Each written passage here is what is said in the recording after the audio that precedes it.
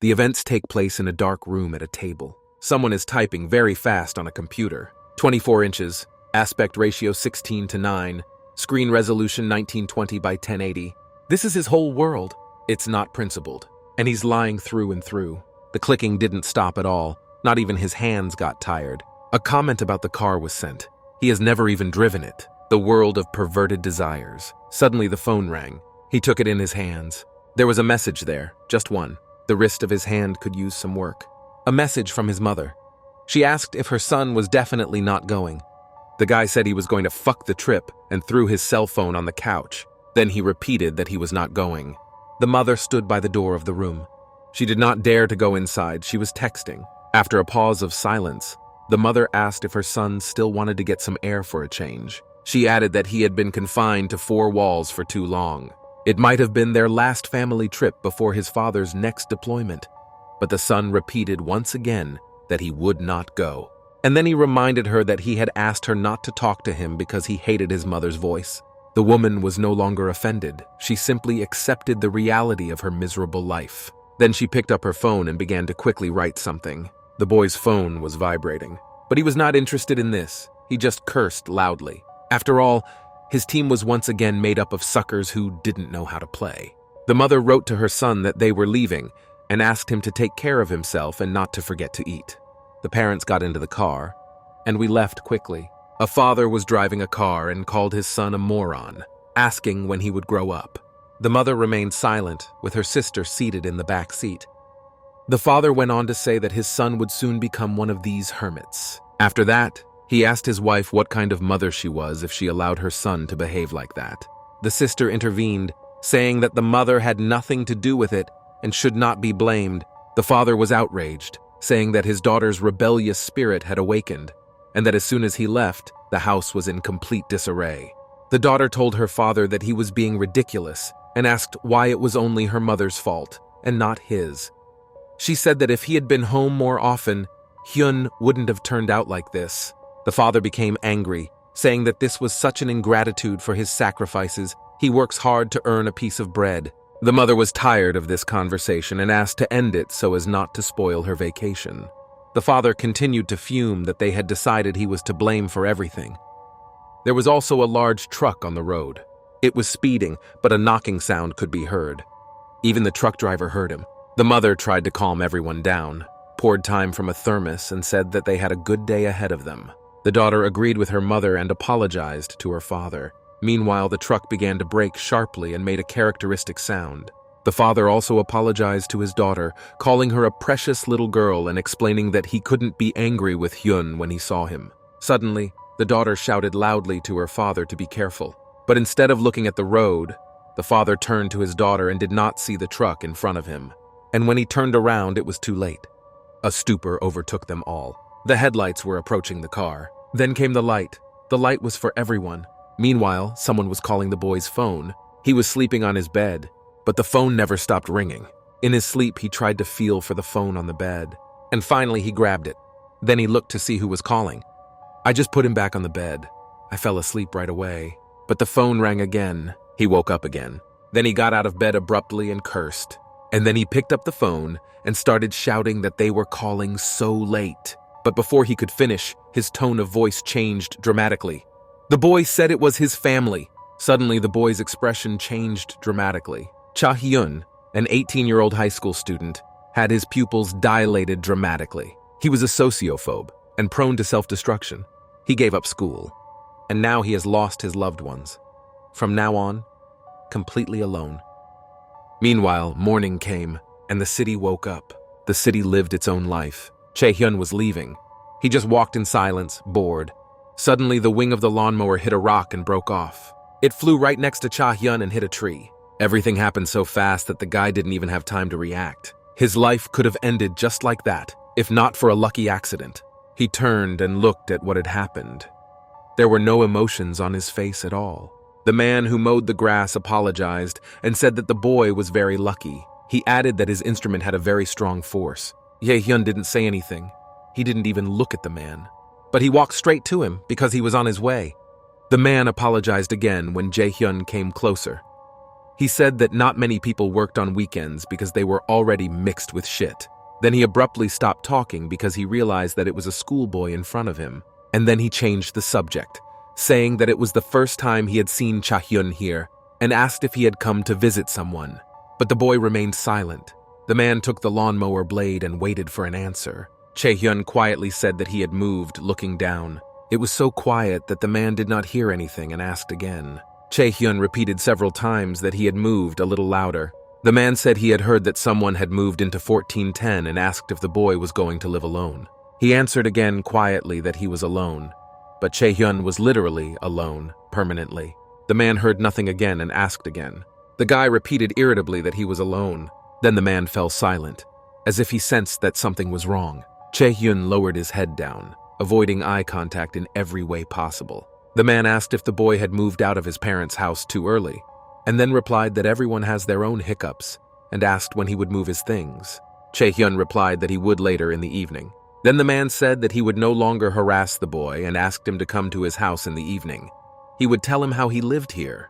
To himself, he thought that this was a very strange boy. Suddenly, the man's nose started to bleed. This has never happened before. Meanwhile, Cha Hyun had already gone inside. He went up the elevator. Then he went to his floor, and then to room 1410. He threw his things against the wall. He went to the window and just stared out of it in silence. He looked at the city. He stood there for a while, and then he said that it was a god-forsaken hole. Then he abruptly closed the curtains to block out the sunlight. He sat down loudly on the floor. He put his head down and cursed. He thought that it was really a tragedy because the girl was very young, and the father was quite successful. The people who came to the funeral said that they were a wonderful family, but you can't say that about the son. He still hasn't come. Some woman said she had called him, but he did not answer. People were indignant at Cha Hyun, calling her all kinds of names. At that moment, footsteps were heard. People turned away in anger, and there we saw a calm Cha Hyun, walking forward in silence, not looking at anyone. He passed by the angry uncle. He said something offensive to the boy, but Cha Hyun did not answer him. People started shouting and discussing Cha Hyun's clothes, and there was such a noise. The boy said in a calm voice that he had checked. People fell silent and waited to hear what he would say next. After a pause, Cha Hyun said that he didn't really want to leave the house, but it was hard to believe. Then the boy reached into his pocket and took something out. Then he threw it on the floor. He said there were 3 accounts and only $20,000. Cha Hyun asked how he could live on this money. People screamed in shock. There was no face on them. Cha Hyun started shouting, calling everyone useless bastards and ordering them to answer how he would live on this money. The bald man was very angry. After that, he said to throw this scum out. Someone grabbed Cha Hyun by the hood. All the men attacked him. Cha Hyun screamed. Then he was hit in the face. They threw him out of the room, and then they threw all the bills he brought at him. Cha Hyun tried to get up. Then he wiped his face, his jaw aching. He sat in his new home and remembered all this. He was angry, very angry with this bastard. Then he cursed loudly. Cha Hyun wondered aloud how he could live on this money for at least a while. He could spend $30 a day. He began to calculate how much it would be per month and then per year, and it turned out to be $10,800. This money will not last him long. Cha Hyun cursed at the man again, and then he came up with a brilliant idea: to sell the house. It was a hassle, but he could have found something cheaper, a one-room apartment. And then Cha Hyun sat in his one-room apartment and recalled this situation. Then he began to cry, and then Cha Hyun would have lived somehow. The wind blew from the street. Cha Hyun sat alone in his new home. He looked out the window. After that, he thought that he could have killed himself. Then he took the phone out of his pocket, and he started printing something. Then he went to the calendar. Click on the date, and he was printing something. On the 25th, he wrote suicide. Then he kept it. Meanwhile, evening came. There were already boxes in the hallway of the apartment, and Cha Hyun asked how long to wait for them, but it turned out that we had to wait a long time. The guy threw his phone down in anger, cursing. He asked what he would do all day without the internet. Then he started looking for something in the boxes. He put a monitor and a system unit. He plugged everything in. Then he started the computer. He started making noise. The monitor lights up.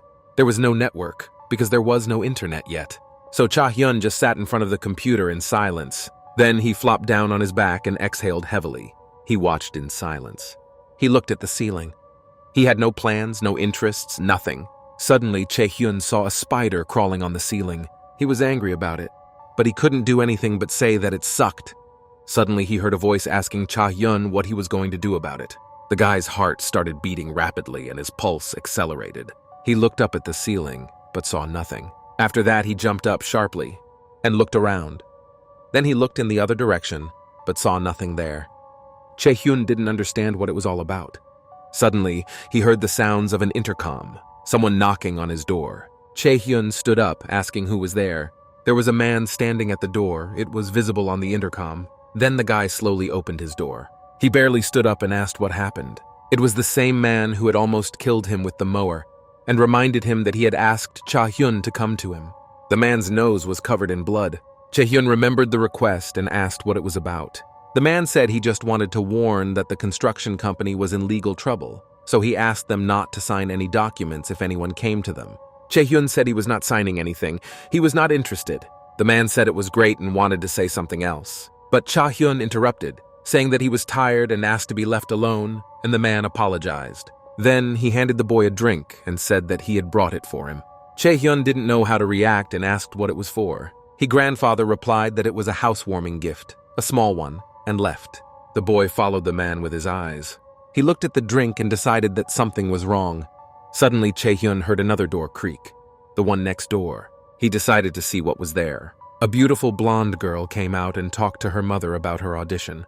She promised to come back if she didn't get through. She promised that this was the last time, begging her to believe her, as the girl had a good feeling about this. The girl seemed angry with her mother, asked what happened to her, and then said she was hanging up. She walked past Cha Hyun's door and looked at her neighbor. The guy stared back in silence. After that, the girl just snorted and walked on. She said out loud that she was hungry, outraged that she was working like a horse, and there was still a risk of dying of starvation. Then she said that her nose was bleeding. She was outraged that it was all because of a stupid diet. Cha Hyun stood there for a while looking at his neighbor, and then he looked down in shame and wondered if she was an actress, saying that plastic surgery was definitely involved. Then he slammed the door loudly. Sometimes, Cha Hyun thought, if only his life had been different, if he hadn't reached out back then. Tears flowed from the boy's eyes. He was lying on the floor, there was no bed, and he was thinking. And then he sent these memories to hell. Cha Hyun was watching a movie on his computer. He was not interested in it at all, but he had nothing else to do. Suddenly, he heard the same ticking sound. The boy's eyes widened sharply and his blood pressure increased again. The ticking was getting louder and the neighbor was getting closer. Cha Hyun even stood up. He was so curious. He paused the movie and he started listening to his neighbor, where she had come from so late. The ticking literally passed by his apartment. After that, it was already through the wall, there, where the neighbor lived. Then Cha Hyun heard the sound of a door opening, and then how they closed. After that, there was silence. Cha Hyun swallowed his saliva loudly. Then the sounds of footsteps echoed through the air. The neighbor came into the apartment, and then we heard her complaining about her figure, that she had gained extra pounds. Her agent hadn't said it would be so hard. Cha Hyun was surprised, because the walls seemed to be made of paper. It was as if he was inside his neighbor's apartment, listening to her conversations. There was a pause. No one spoke. Then Cha Hyun stood up. He walked over to the wall and started eavesdropping. He just heard footsteps, from one side to the other. Suddenly he heard someone's meow and was very embarrassed. After that, the boy heard the cat food being opened and the neighbor told the cat that while she was starving, the animal was getting fatter. Then she began to shower her cat with compliments. Cha Hyun was surprised that the neighbor had a cat. Suddenly, his eyes widened because he heard her tell the cat that she was going to take a shower. Cha Hyun abruptly moved away from the wall as if it were hot. His face was all red. He was very ashamed. Then he went back to watching a stupid movie because he had nothing better to do. It was some kind of stupid melodrama, where in the end they all get married and live happily ever after. But in front of Cha Hyun's eyes was her neighbor's face. He couldn't forget about her, and even the movie didn't help. Then he began to fantasize and imagined her in the shower. For some time, Cha Hyun hung in this state, thinking about his neighbor. But then he was very ashamed. He blushed even more. The guy started shaking his head to remove these vulgar thoughts. There was silence both in the apartment and in Cha Hyun's head. Ashamed, the boy sat and looked away at the boxes. But still, he failed. Behind the wall, he had a beautiful girl who dreamed of fame. It wasn't so bad anymore. You could live with it. Suddenly, he heard some strange, loud sounds. It happened so suddenly the sounds came from above. Someone on the floor below was ruining the silence. Cha Hyun did not understand what was happening. Why did someone suddenly start a rock concert in the house? It was definitely a bass guitar playing. The lyrics were also added to the sound of the bass guitar. A small, no less beautiful girl was playing the guitar for her own pleasure, and it seemed to bring her happiness. The last note in the neighbor's performance was over. Cha Hyun was simply furious. He didn't like it at all. He didn't think it would happen every night. The guy said it was not a house but a dump. Meanwhile, Sunday passed. Ever since Cha Hyun lived in this apartment, it was dirty everywhere, with boxes of pizza and other fast food lying around. Cha Hyun felt terrible because he had been eating only junk food all along. But he did not care. After all, he doesn't need a long life anyway. Cha Hyun sat in front of his computer all day and played games. In general, the same as when his parents were alive. Suddenly, the guy noticed that one player had been sitting in the same place for 5 days.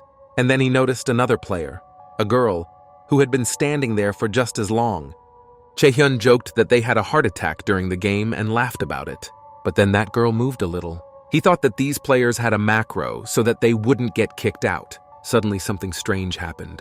A player wrote in a public chat that his nose was bleeding every day, and he heard some voices asking if he should go to the hospital. Cha Hyun was in a stupor. Then the player wrote that the voices were telling him to kill his mom and dad and that his ears were ringing, like the roof was going to fall off. No one answered, so the player got angry and called his partner's names, adding that he could have stabbed his parents with a knife while they were sleeping. Still, they answered him and called him an idiot, told him to do something else, and sympathized with the player's father. After that, the player replied that he would kill them, and then there were many different letters. They said he must have been typing with his feet and called him names. Then the player replied again with strange capital letters, but ended up with a message with a squeezed letter D. The players started to get indignant and demanded that the player stop spamming. Someone suggested that a cat had run through. Cha Hyun didn't write anything, he just called them all losers. Suddenly, those sounds from above started again. A neighbor organized a rock concert, right on schedule. Cha Hyun stood up from his chair, indignant that it was too early. Then he went to the intercom saying that he had had enough. He recruited a security service, but the connection took too long. And no one answered. It seems that no one was there. Meanwhile, the events moved to the top floor of the building, or rather, on the roof. Someone tried to open the fence. A man was standing there pulling the handle. A man with a cigarette in his mouth was indignant that a lock had been hung here. He stood there for a few seconds in silence. Then he took out a lighter and lit a cigarette, saying that he didn't care. He didn't need to close the door. He stood there and smoked. After that, he was told that he could not smoke here. The man turned toward the sound. There was a small girl there, but she was serious. She said that she was always wondering who was scattering the bulls here every day, and it turned out to be a mafia owner. The man was outraged, saying that he was here for the first time. The girl came closer, and the hooligan told her that he was not a mafia man. He thought about the question of who he was back then, looked away with satisfaction, and said that he was just a good guy. The girl was angry. And then she shouted that if the mafia wanted to smoke, he had to go to the roof. And they even put an ashtray for him because his cigarettes stank the whole corridor. Then the man shouted that the roof was closed, and even if he wanted to, he would not have gotten in. After that, the girl calmed down a bit and asked why she was locked up. The man replied that he did not know, and then asked a counter question about what she was doing here. She was silent for a while, but she had a lighter in her hand, and it seemed that the man saw her. Then he started yelling at her, and the girl ran away. She screamed at her husband to mind his own business. He said he would tell her brother. Then the girl stopped and offered to buy her neighbor a burger, to which she was told it was too late. Then she said to ask the security guard to open the door, but her husband said he was not in today. Both could not understand where their bodyguard had gone. The events moved back in time, where a boy was being scolded by an adult at school for running someone over with his brakes. It was Cha Hyun's father, and he asked who did this to his son, and ordered them to appear immediately. Suddenly, the man's expression changed dramatically. After all, someone entered the room. His father looked at him, letting go of the boy he was holding. "Cha Hyun, what did you hope for, you poor idiot? No one will protect you." Events returned to reality, where the boy was lying on the bed. Tears flowed from his eyes. He got up from his seat because he had that dream again. Then he picked up his phone and looked at the time. There was a message from an unknown number saying that no one had opened the door and there was no security guard, so the order was left at the door. Cha Hyun ran away cheerfully, because it was probably his ramen. When he opened the door, he saw that the box was torn open, and a few ramen were missing. Someone had stolen them. Cha Hyun looked away. He saw that the tracks led to a neighbor's house. Empty ramen packages were lying on the floor. Cha Hyun stood in a stupor for a while. Then he went to his neighbor's open door. He froze on the threshold of the apartment.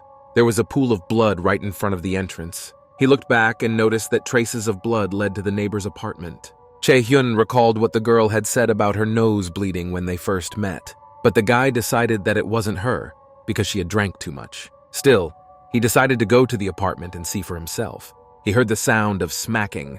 Ramen packages and noodles were lying on the floor. Cha Hyun was indignant, wondering why she was eating his ramen like that. Suddenly, something fell to the floor and rang. Cha Hyun looked closely at what it was. It looked like a cat collar.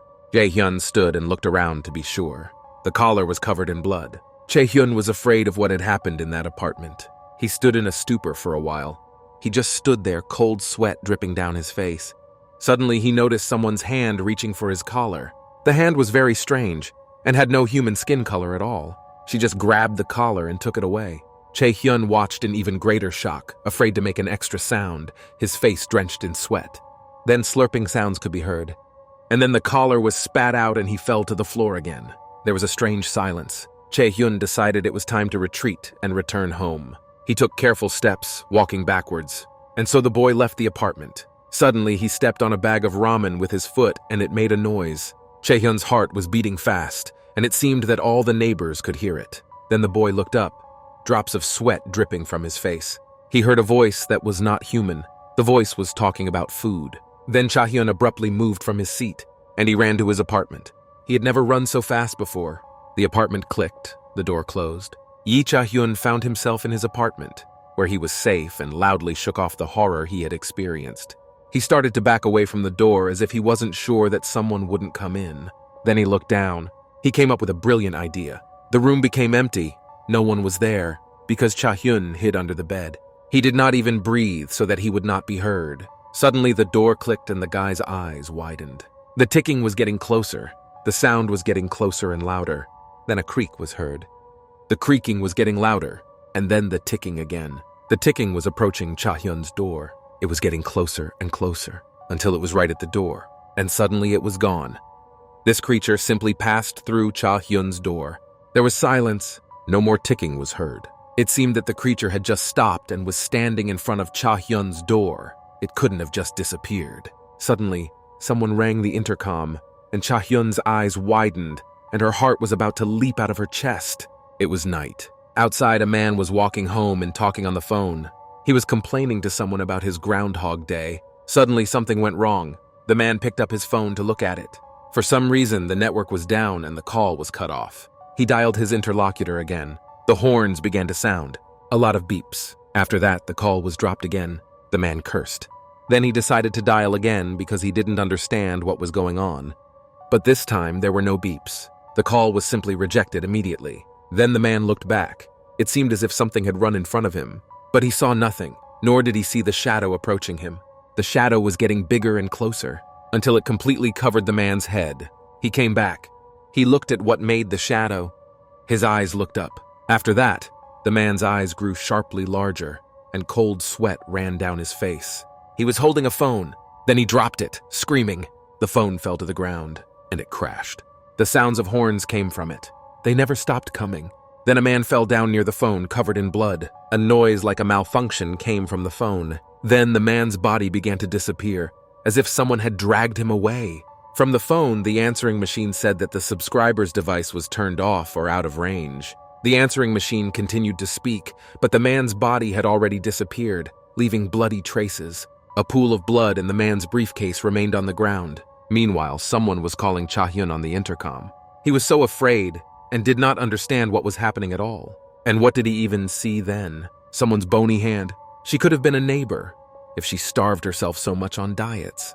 But no, it was definitely not a person. Cha Hyun thought it was a monster. The intercom continued to ring. Cha Hyun was shaking with fear and panic. He put his hand over his mouth, hoping that the monster would not hear him and would leave. but the trembling was so strong that only the deaf could not hear it. Suddenly, Cha Hyun realized something. Monsters will not ring the doorbell. Then Cha Hyun heard someone ask if anyone was in the apartment. The voice was quite human. The panic and fear are gone. He heard a woman's voice saying that her cat was missing and someone had broken into her apartment. The voice was panicked and begging for help. Cha Hyun decided that the monster could also talk. But the voice was not the same. He remembered that nightmarish voice calling for food. They were different, but Cha Hyun was still afraid. Then he decided to come out of his hiding place. He looked into the intercom and saw his neighbor there. Cha Hyun did it as quietly as possible, not making a sound. He came closer to the intercom. He stood there in a stupor. It didn't look like a monster. Cold sweat ran down the boy's face. The neighbor was standing by the door and crying. She looked around and was very afraid. There was such despair in her eyes. After that, she was going to leave. Cha Hyun felt sorry for her neighbor. He felt ashamed that he was so scared. He decided that he really had gone mad. But what was it then? He turned on the voice on the intercom, and he started mumbling something. The neighbor was immediately happy that someone was home after all. Cha Hyun asked her what had happened. She started screaming and begging for help. Cha Hyun stammered and asked how he could help. She asked to call the police because she didn't remember anything. But when she woke up, the door was open and the cat had escaped. Blood and empty ramen packages were everywhere. Cha Hyun was terrified because it seemed like he wasn't going crazy and he actually saw everything. He asked them to calm down in a trembling voice. He asked his neighbor what happened to her phone, and she said she couldn't find it. She must have lost it. She yelled again for him to call the police. Cha Hyun asked why the neighbor didn't go to the security and said he didn't think he could help her. The neighbor was drenched, standing in a state of shock. Then Cha Hyun asked to see her hands. She asked again. Cha Hyun asked to see his hands again. Then he swallowed, and the neighbor said she didn't understand. Cha Hyun asked her to show him her hands again, repeating it a couple of times. The neighbor's tears disappeared and she stood in a stupor. Cha Hyun held on, looking at her. Then the neighbor shouted for the door to be opened, but her voice was not so sweet anymore. Cha Hyun was terrified and could not believe what he was seeing and hearing. The neighbor started shouting in a very rough, unnatural voice to open the door for her and called Cha Hyun's stupid breaks. The guy's eyes widened so much that he thought they would just pop out, and he stood in a stupor.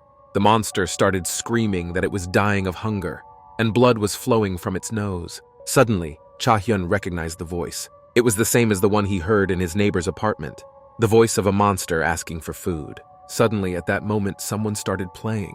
Cha Hyun looked up. The same guitarist began her concert again. It has never been so timely. But the monster did not leave the intercom. It was like a horror movie. The monster was screaming into the intercom to the sound of a bass guitar. He looked up to where the sounds were coming from. Then a smile appeared on his face, and he said it was the food. Then he abruptly ran away from the intercom. The loud sounds of running footsteps followed. The monster ran down the hallway to the sound of a bass guitar. He was rapidly approaching his goal.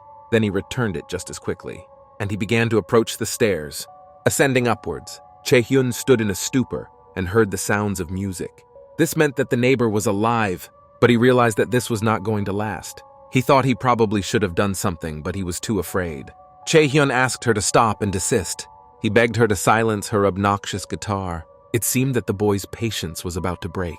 After that, he screamed at the top of his lungs for the upstairs neighbor to stop, but she did not hear. Then Cha Hyun saw a mop. He grabbed her. He tried to tear off the stick. A cracking sound echoed through the air. Cha Hyun took out a stick. Then he dared to leave his apartment. He was breathless. He could not believe he had done it. Cha Hyun saw the monster go up the stairs. He was shaking with fear. Then he shouted at the top of his lungs that he was here and asked the crazy woman to come back. He stood and looked at the stairs. Nothing happened. Cha Hyun was trembling. He was so afraid, but he stood there and looked at the stairs. Suddenly, he heard footsteps. Then he grabbed the mop stick harder. His grip was dead, and he directed her to the stairs. Cha Hyun was shaking with fear, and so was the stick. The steps were getting bigger and bigger. They were approaching him. The last step. And then there was silence. Cha Hyun got ready. You could die from waiting. After that, the lights came on and a growl was heard. The events moved back in time. Cha Hyun was lying on the floor covered in blood, and the offender said that he didn't think the boy understood what he had done to deserve all this. But Cha Hyun should have known. That the reason is good. The guy was lying on the floor covered in blood, shaking and trying to say something. The offender began laughing and clapping his hands, surprised that the anger in his eyes had not diminished, and then added that this time he would beat the hell out of him. Then the offender pointed at the four of them. The guy was so afraid and started to get nervous. The offender smiled and said that now was his way out. The guy wanted to object to something. The offender asked what was going on, if they had become close to this loser and became best friends.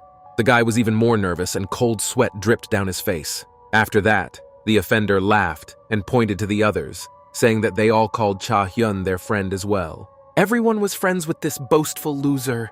The offender told the poor man that he could have refused. No one forced him. But the guy took a stick, and the offender asked who he was walking with. He closed his eyes. Then he seemed to be taking aim. Cha Hyun looked him in the eye.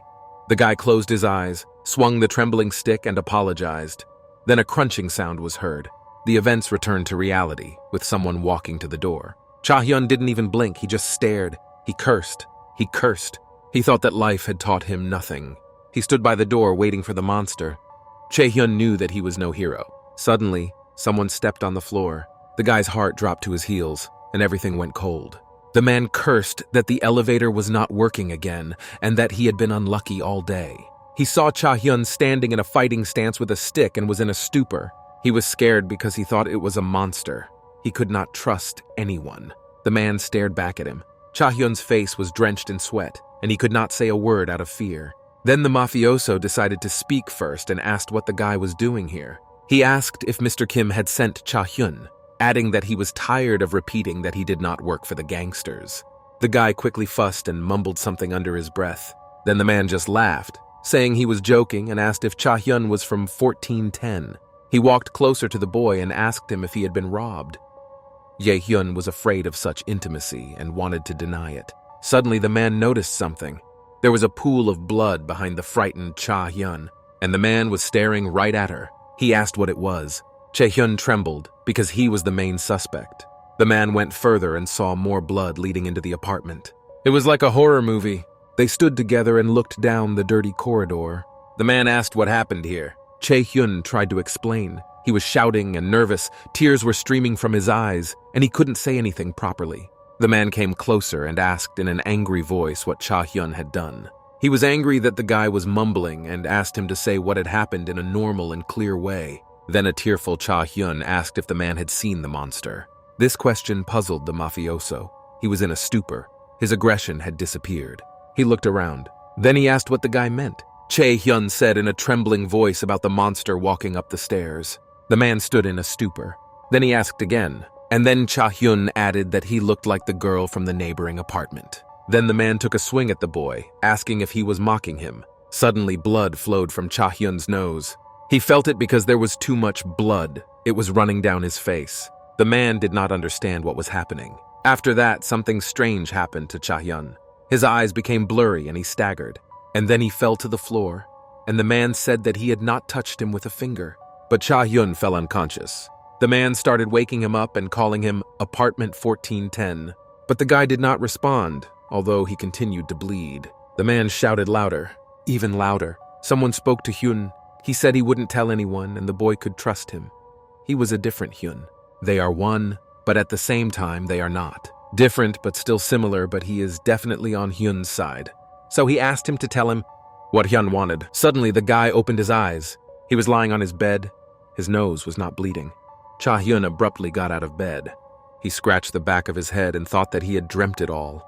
Such a nightmare. Then the guy looked at his phone. He unlocked it, and he saw that the battery was dead. Then Cha Hyun turned on the system unit, and he sat down at his desk to play on the computer. He entered a game about the apocalypse, but he saw that there was no network. Cha Hyun did not understand what was happening. He started clicking the mouse. He tried to open another game, then another one, but he could not go everywhere for various reasons. It was very strange. Cha Hyun was outraged that everyone went on strike. Then he went online because he didn't know what to do without games, but it turned out that the internet was working, although the speed was like a turtle. On the computer, he saw a strange sentence. The first signs of monsterization. Cha Hyun was interested in this. He pressed it, and he saw strange signs. His eyes were filled with surprise, and then fear and panic. After all, among them, he saw what he himself had felt and experienced. The guy abruptly jumped out of his chair. He opened the curtains in the room. Not being used to the sun, he squinted at it. But then his expression changed. He was scared and did not understand anything. Chae-hyun couldn't believe his eyes when he saw it. It was a guy named Cha Hyun, a high school student. He lost his loved ones. He was left alone. The city looked like it was after the apocalypse. Everything was on fire, burning with fire. And Cha Hyun, one-on-one, the guy remembered everything that happened. A strange hand, a neighbor who was screaming, a strange mafioso, and he realized that it was not a dream. Cha Hyun's nose was bleeding. He was face to face with the end of the world. Events have moved back in time. The girl who played the guitar was brought the same drink.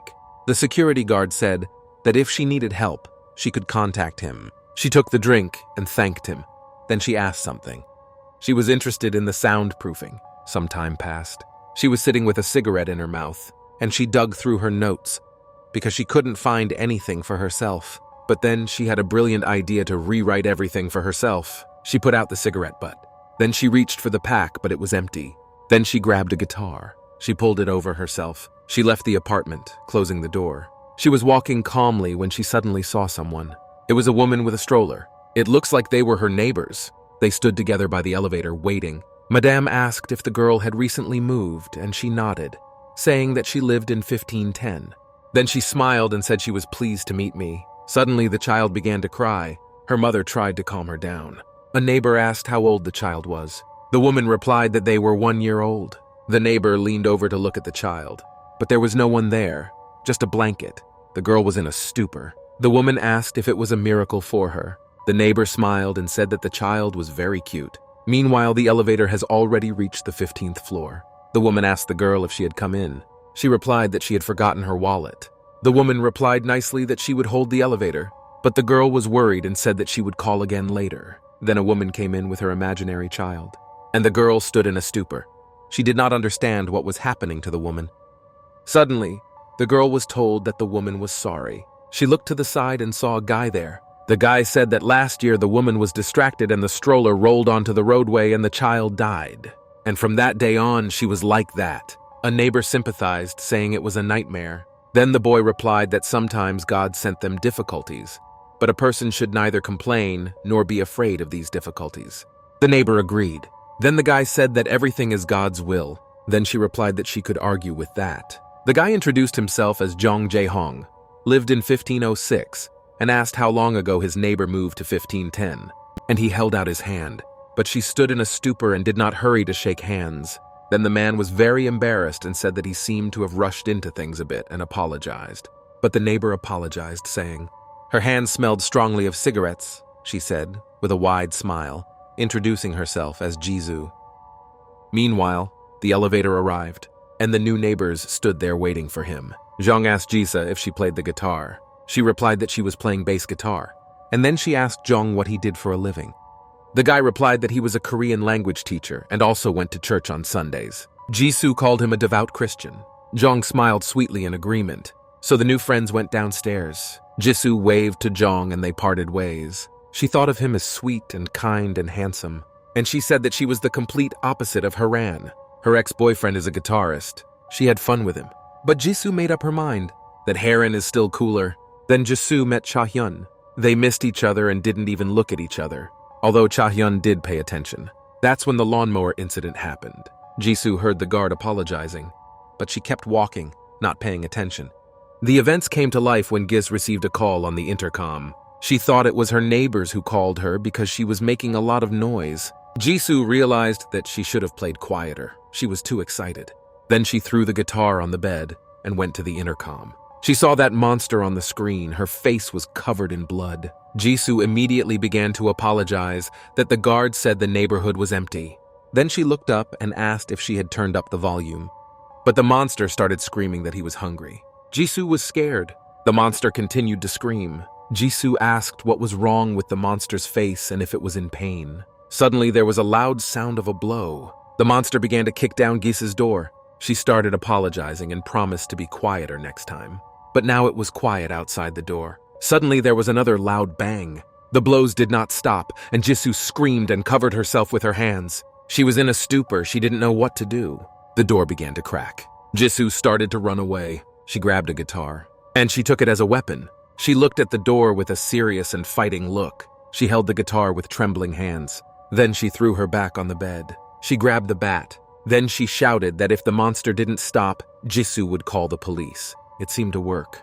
There was silence. No one else broke in. Jisoo decided that the creature had left. There was a man standing there. He looked at the door, which was smashed and blood was everywhere. The man did not understand what was happening. Then he remembered that Cha Hyun had mentioned a monster, that he looked like the girl from the neighboring apartment. Then the man took a swing, and Cha Hyun's nose started to bleed. There was too much blood. The man did not understand what was happening. Cha Hyun began to lose consciousness. Then he fell to the floor. He tried to wake the guy up, but he lay there and continued to bleed. He did not respond to anything. Then the man heard strange sounds. Someone was knocking from above. The sounds were very strange and spoke of danger. Then the mafioso went upstairs to see what was going on. He looked cautiously from around the corner, but he saw nothing, only a broken window. There were bloody trails leading to it. The man did not understand what was happening. Then, the sound of a door creaking could be heard. A frightened Jisoo came out. She addressed him as a mafia boss. The man was outraged and ordered her to stop calling him that. He asked if the noisy lady was okay. She was shaking, went out into the hallway to look around and asked what had happened. And then she asked if the mafioso had seen the girl who had broken in. Jisoo added that the girl had blood all over her face. The man was in a stupor, but then he remembered that Cha Hyun had also talked about that girl. He realized that something was wrong. Then he went to the door and asked Jisa to leave. And then he sharply punched me through the door. Jisoo had already calculated how much such losses would cost her. The door creaked. The two of them looked at the dents in the door, and the mafioso was thinking about the girl. Could the girl have left such a big footprint? Then he looked at the window to see if the girl could take up that much space. Sweat dripped down the man's face. Then he looked at the door again, in the wake of his fist. He compared the two dents, and he started to tremble, because it looked like it wasn't a girl. He screamed at Jisoo not to lie to him, but she swore she was telling the truth. At the time, Jisoo and the mafia were sitting by Cha Hyun's bedside and couldn't call 911. Jisoo suggested calling the police. The mafioso was outraged that it was the same story with the police. No one picked up the phone. Maybe there was a problem with the connection. Cha Hyun's nose was bleeding again, and Jisoo cleaned it up and said that his breathing was steady, so he was just sleeping. The mafiosi said that the guy just suddenly fainted and they didn't know what else to do with him. Jisoo said that the guards also did not answer and offered to go to their post herself. The mafioso objected, saying that it was dangerous and that someone might have actually walked around the room.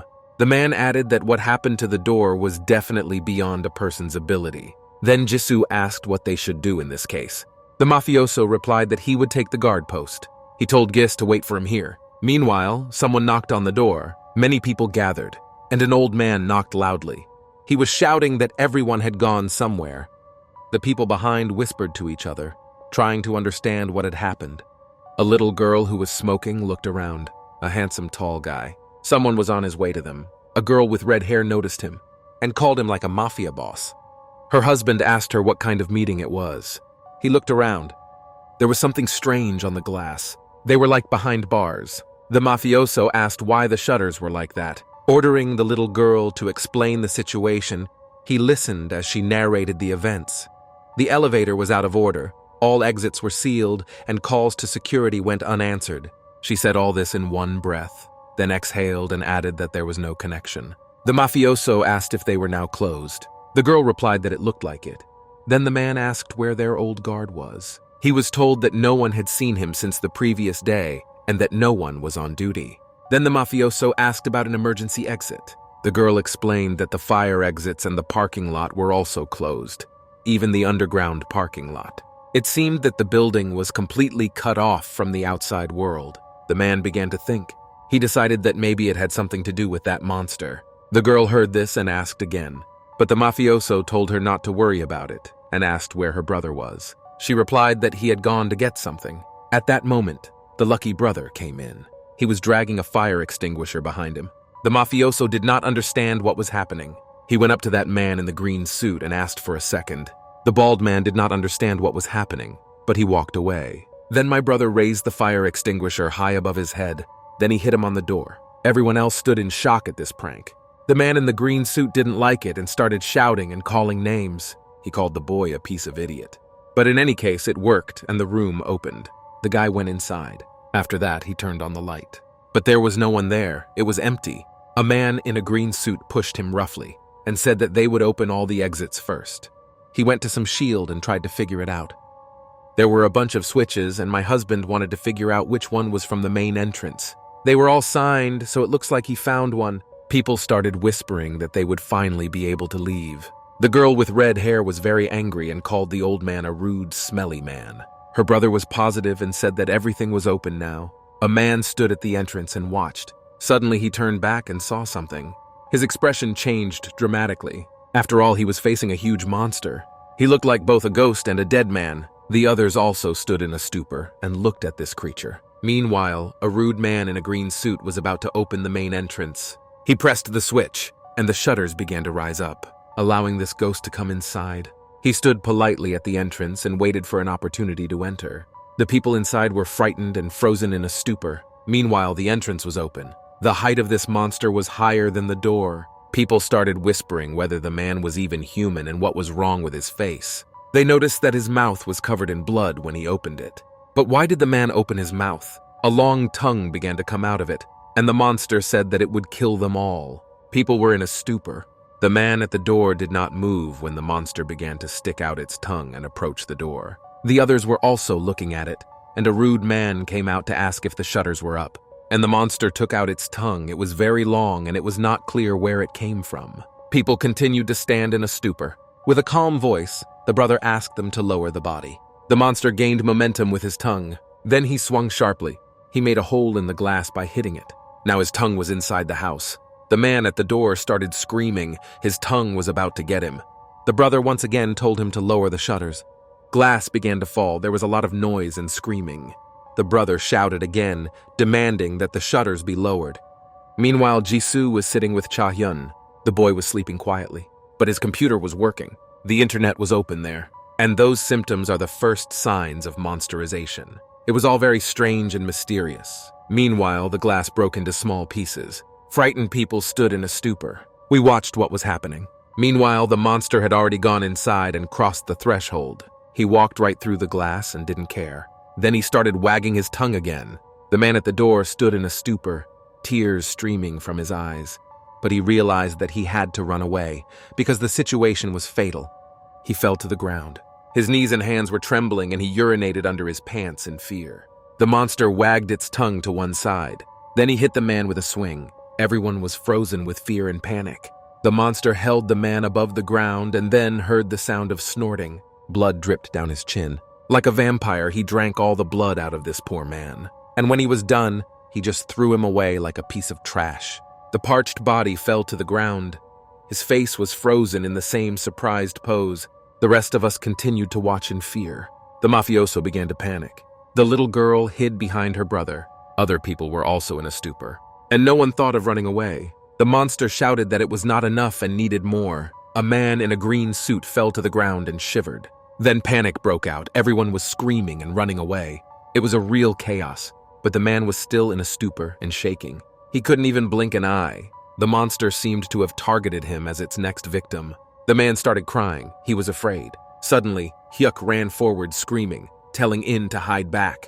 He pulled the handle of the fire extinguisher. The guy was serious, not a bit afraid. Then he took a fighting stance and pointed the fire extinguisher at the monster. He was busy with other things. But after that performance, all his attention was riveted on Hyuk. At that moment, the guy sputtered from the fire extinguisher. The foam covered the monster completely. The force was so powerful that the monster was simply blown off its feet. He started rocking on his feet. Hyuk hoped the monster would fall. It seemed to Ada that the creature was stronger and held on. Meanwhile, Hyuk called out to the man in the green suit. He ordered him to close the roller shutter on his command. The man agreed. Yi Hyuk continued to water the monster with a fire extinguisher. The pressure was strong, and it worked. The monster did not touch anyone. He went outside the house, and Hyuk gave the order to close the shutters now. The man listened to him and was already at the shield. Then he pressed the switch, and the shutters began to fall. But at the same time, the jet began to weaken. Hyuk prayed that it would last a little longer, but it was not enough. The jet dropped completely and did not cause any damage at all. The monster was right in front of Hyuk and was angry with him. His sister stood in shock. Hyuk ordered In to flee, but tears flowed from her eyes and she screamed. Suddenly, someone started to approach. It was a mafia man. He pushed the monster and knocked him down with his body. The monster hit its head on the top of the door, but he rolled out of the house along with the mafia. Ying screamed, called the man a mafia master. He was outraged that he had told her so many times that he was a good guy. In yelled at him to come back quickly, because the shutters were starting to close. The man jumped up abruptly. The shutters were falling as fast as ever, but the mafioso ducked between them, and they closed the door, just in time for the man. They all got excited and looked back. Suddenly Ying screamed that something was behind her, and behind him was the monster's tongue, which was right next to the mafia man's face. He was frozen in place, afraid to move. Fear gripped the mafioso's heart, causing his body to tremble uncontrollably. His tongue felt numb, hanging loosely near his face. But the monster didn't get it and just wagged its tongue angrily at the door. The mafioso moved further away. The monster began to retract its tongue, until he finally stuck it in his mouth. Then he said that it was not enough for him, and he just turned around, and he left. Everyone froze. After that, the mafioso grabbed his leg, and he froze in that position, and then he closed his eyes and was glad that everything worked out. Then he was offered a hand. It was Hyuk, but the mafioso just high-fived him and said that Hyuk was a good guy and he liked him. The guy introduced himself as Lee Hyuk and shook his aching arm. The mafioso said his name was Pyok Sanuk and immediately warned him that he had no business with the mafia. They were looking at a man who had been killed by a monster, and Ying was trying to tell them that he was dead. The man was lying unconscious and without signs of life. Hyuk closed his eyes. Ying held her mouth to avoid vomiting, and her brother told her not to look. Pyong-sanuk asked the children sarcastically if they had ever seen a corpse. Hyuk replied that he hadn't, and asked the same question. There was silence for a few seconds. After that, the man said that he had seen all sorts of things, but this was the first time even for him. Pyong-sanuk has returned. He saw the residents of the house shaking and crying, and he remembered Cha Hyun, who had already spoken about such a monster. He asked Hyuk if the monster was male. After a positive answer, he stopped talking. And then he said that maybe it wasn't the only monster in the building. Hyuk asked what made Pyong think that. Suddenly his expression changed dramatically, and he said that Pyong-sanuk seemed to be right. The man turned around and his expression changed as well. After all, they saw a bunch of monsters outside and they were all approaching them. They had equally long tongues and large heads. The monster they exorcised said they were already ready. The residents were frozen with fear. The blood in their veins froze. Pyong-sanuk asked what kind of apocalypse it was. The monsters started grabbing at the shutters. And ring them. Hyuk said that it is similar to humanity. The end has come. Pyong-sanuk said they needed to barricade the door. He told the others that he could barely stand up. He shouted at them for standing like pillars and ordered them to carry something useful immediately. On November 3rd, an outbreak of monsterization of humanity began. Meanwhile, Jisoo sat with Cha Hyun and was sad. She thought that the mafioso was late for some reason. She got up from her chair and went somewhere. She held the bat tightly in her hands. She approached the door. Then she swallowed her saliva, and she opened the door, and then she left. The door slammed behind her. Meanwhile, 2 days passed. It was November 5th. Cha Hyun stood by the window and watched this apocalypse outside. He wiped his nose. Then he closed the curtains so that he could not be seen, and he sat down on the bed. Then he moved to a chair and moved over to the computer. It was on. Cha Hyun looked at the date. He was shocked that he had been asleep for so long. For 2 whole days, Cha Hyun started clicking and typing on the internet. He immediately read about the outbreak of the monster virus. He clicked on the link. At first, he didn't understand what the joke was. The article said that the apocalypse had begun and humanity was threatened with extinction. Cha Hyun's breath caught in her throat. He read tape after tape, paragraph after paragraph. Everyone became monsters, even famous people. People panicked and chaos ensued. There was even a video where a blogger showed a monster. At first, he had a smile on his face, a monster of more than 3 meters. He even came closer to show the monster in close-up. Suddenly, something gray was thrown into his face. It began to eat away at the blogger's skin and clothes. He was screaming in pain. His partners abandoned their friend, saying that he was already dead. At what he saw, Cha Hyun's eyes grew bigger and bigger. He could not understand and believe what was happening. He started looking for something else. He found an emergency appeal from the president, asking citizens not to go out and wait in isolated places, and the government would sort it out. He asked us to save food and go to the stores only by car. He said that these monsters have very clear ears. So he asked us once again not to leave the house and to be quiet. It is not yet known whether the epidemic was the result of biological experiments, but they will make every effort to find out why. We'll give you the details of their plan, and then something strange happened. The president felt sick, stuttered, and spoke badly. After he fell, everyone else ran to the president. Cha Hyun said it was complete chaos. Then he looked away, and he saw his mop. Then he grabbed her, and he went to the door. Then he opened them, but for some reason he stopped at the handle. He asked himself whether he was going to play a hero among a bunch of monsters again. He ordered himself to come to his senses. Then Cha Hyun turned around and put down the mop, and he went back to bed. Suddenly his stomach growled. He was hungry because he hadn't eaten anything for 2 days. Then Cha Hyun took out his phone and started dialing a number. He had no choice. He decided that it wasn't the end of the world yet, as long as the internet was working, so food could still be ordered. Suddenly, a very loud beep came from the phone. Cha Hyun realized that no one would deliver the food to him. Then he threw the phone back on the bed. He tried to think about how to survive. He remembered the box of ramen that was delivered to him. There was still a little bit there. It would have been enough for him for a while. Cha Hyun said that he was fucked for being a hero. He had to find food for himself. Then he finally opened the door. He remembered that the box was standing by the door if no one had removed it yet. But suddenly Cha Hyun stopped. He went out into the corridor, but thought that the food would hardly stay under the door for 2 days during the epidemic. Suddenly, Cha Hyun saw something. There was a monster next to him. It's a huge monster. Cha Hyun's heart dropped to his heels. He decided to leave the house for just a second when he met a monster. "The monster is back!" He said he had heard something. Cha Hyun's eyes grew even bigger, and he tried not to breathe. He closed his mouth so that he wouldn't accidentally make a sound. "The monster is back again." Then he returned with his whole body, and he walked into the hallway where Cha Hyun was. He opened the door to the corridor. Cha Hyun was very close, literally a meter away from the monster. Then the monster loudly slammed the door behind him, and then he went in and started walking inside. He walked past Cha Hyun. He didn't notice the guy. They were a few centimeters apart. The guy was very nervous and afraid. His face was dripping with cold sweat. The monster entered Cha Hyun's apartment. He kept repeating that he hadn't seen anything, and the boy watched him, covering his mouth. One mistake and Cha Hyun would lose his life. The monster stood silently and watched, as if listening to its food. Tears flowed from Cha Hyun's eyes. He was one step away from death and was so afraid. The monster's neck began to crunch, and he repeated that he did not see anything. He did not see food, and it was annoying. Then he raised his head up and shouted loudly that he hadn't seen anything. Cha Hyun wondered who had last entered his room.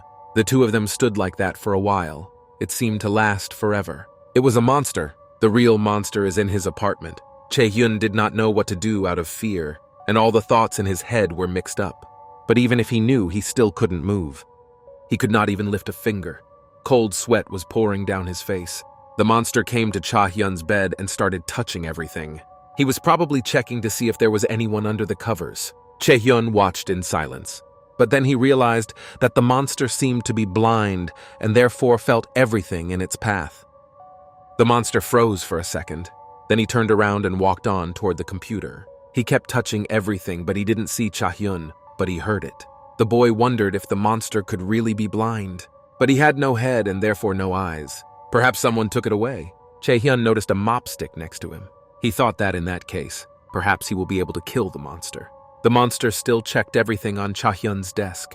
There was a phone on the bed. Cha Hyun was able to move a little and reached for the mop. His hand was shaking so badly, he thought he could have hit the monster behind him on the neck. The phone had 99% of its charge. Cha Hyun gained courage and determination. He gripped the stick tightly and decided to kill the monster. But there was one problem. The phone was charged to 100% and made a loud sound to notify you.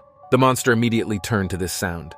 Cha Hyun also trembled. It was so unexpected and so untimely. Then the monster abruptly swung his arm, which suddenly became very long, and he hit the bed.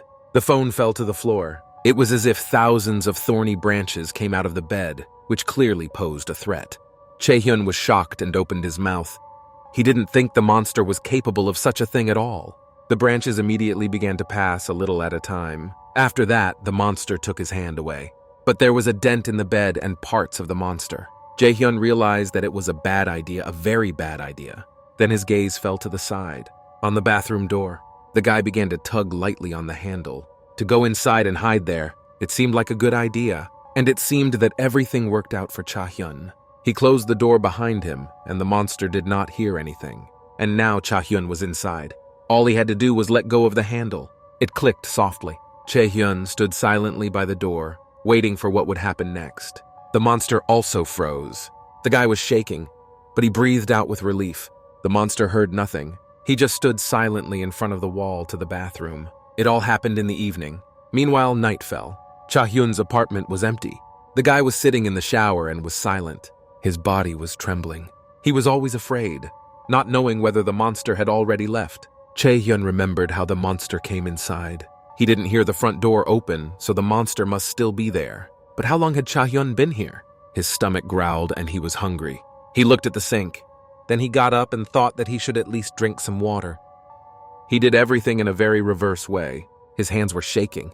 He turned on the tap and filled his palm with water. Then he drank very quietly and slowly. Some time passed. Cha Hyun was sleeping in a shower stall, and then suddenly it started moving. He had to go to the bathroom, so he woke up. Cha Hyun stood up abruptly, and he got up and went to the restroom. Then he opened the lid. He did not do everything quietly to avoid making noise. Then he started fiddling with his pants. After that, a curved jet poured out, which made a characteristic sound. He tried to eliminate the noise by aiming at the toilet, not the water. But he could not see anything. The jet began to slide down to the water. Then Cha Hyun's eyes began to close slowly, and the guy fell asleep. And at that moment, the jet hit the water directly, which made a very loud sound. Cha Hyun woke up to this, and when he realized what had happened, his face changed dramatically. He looked to the side, toward the door. A monster was already standing behind them and asked if he was there. Cha Hyun's eyes widened so much that they almost fell out, and cold sweat immediately began to run down his face. After that, there was silence. And then a scratching sound came from the door.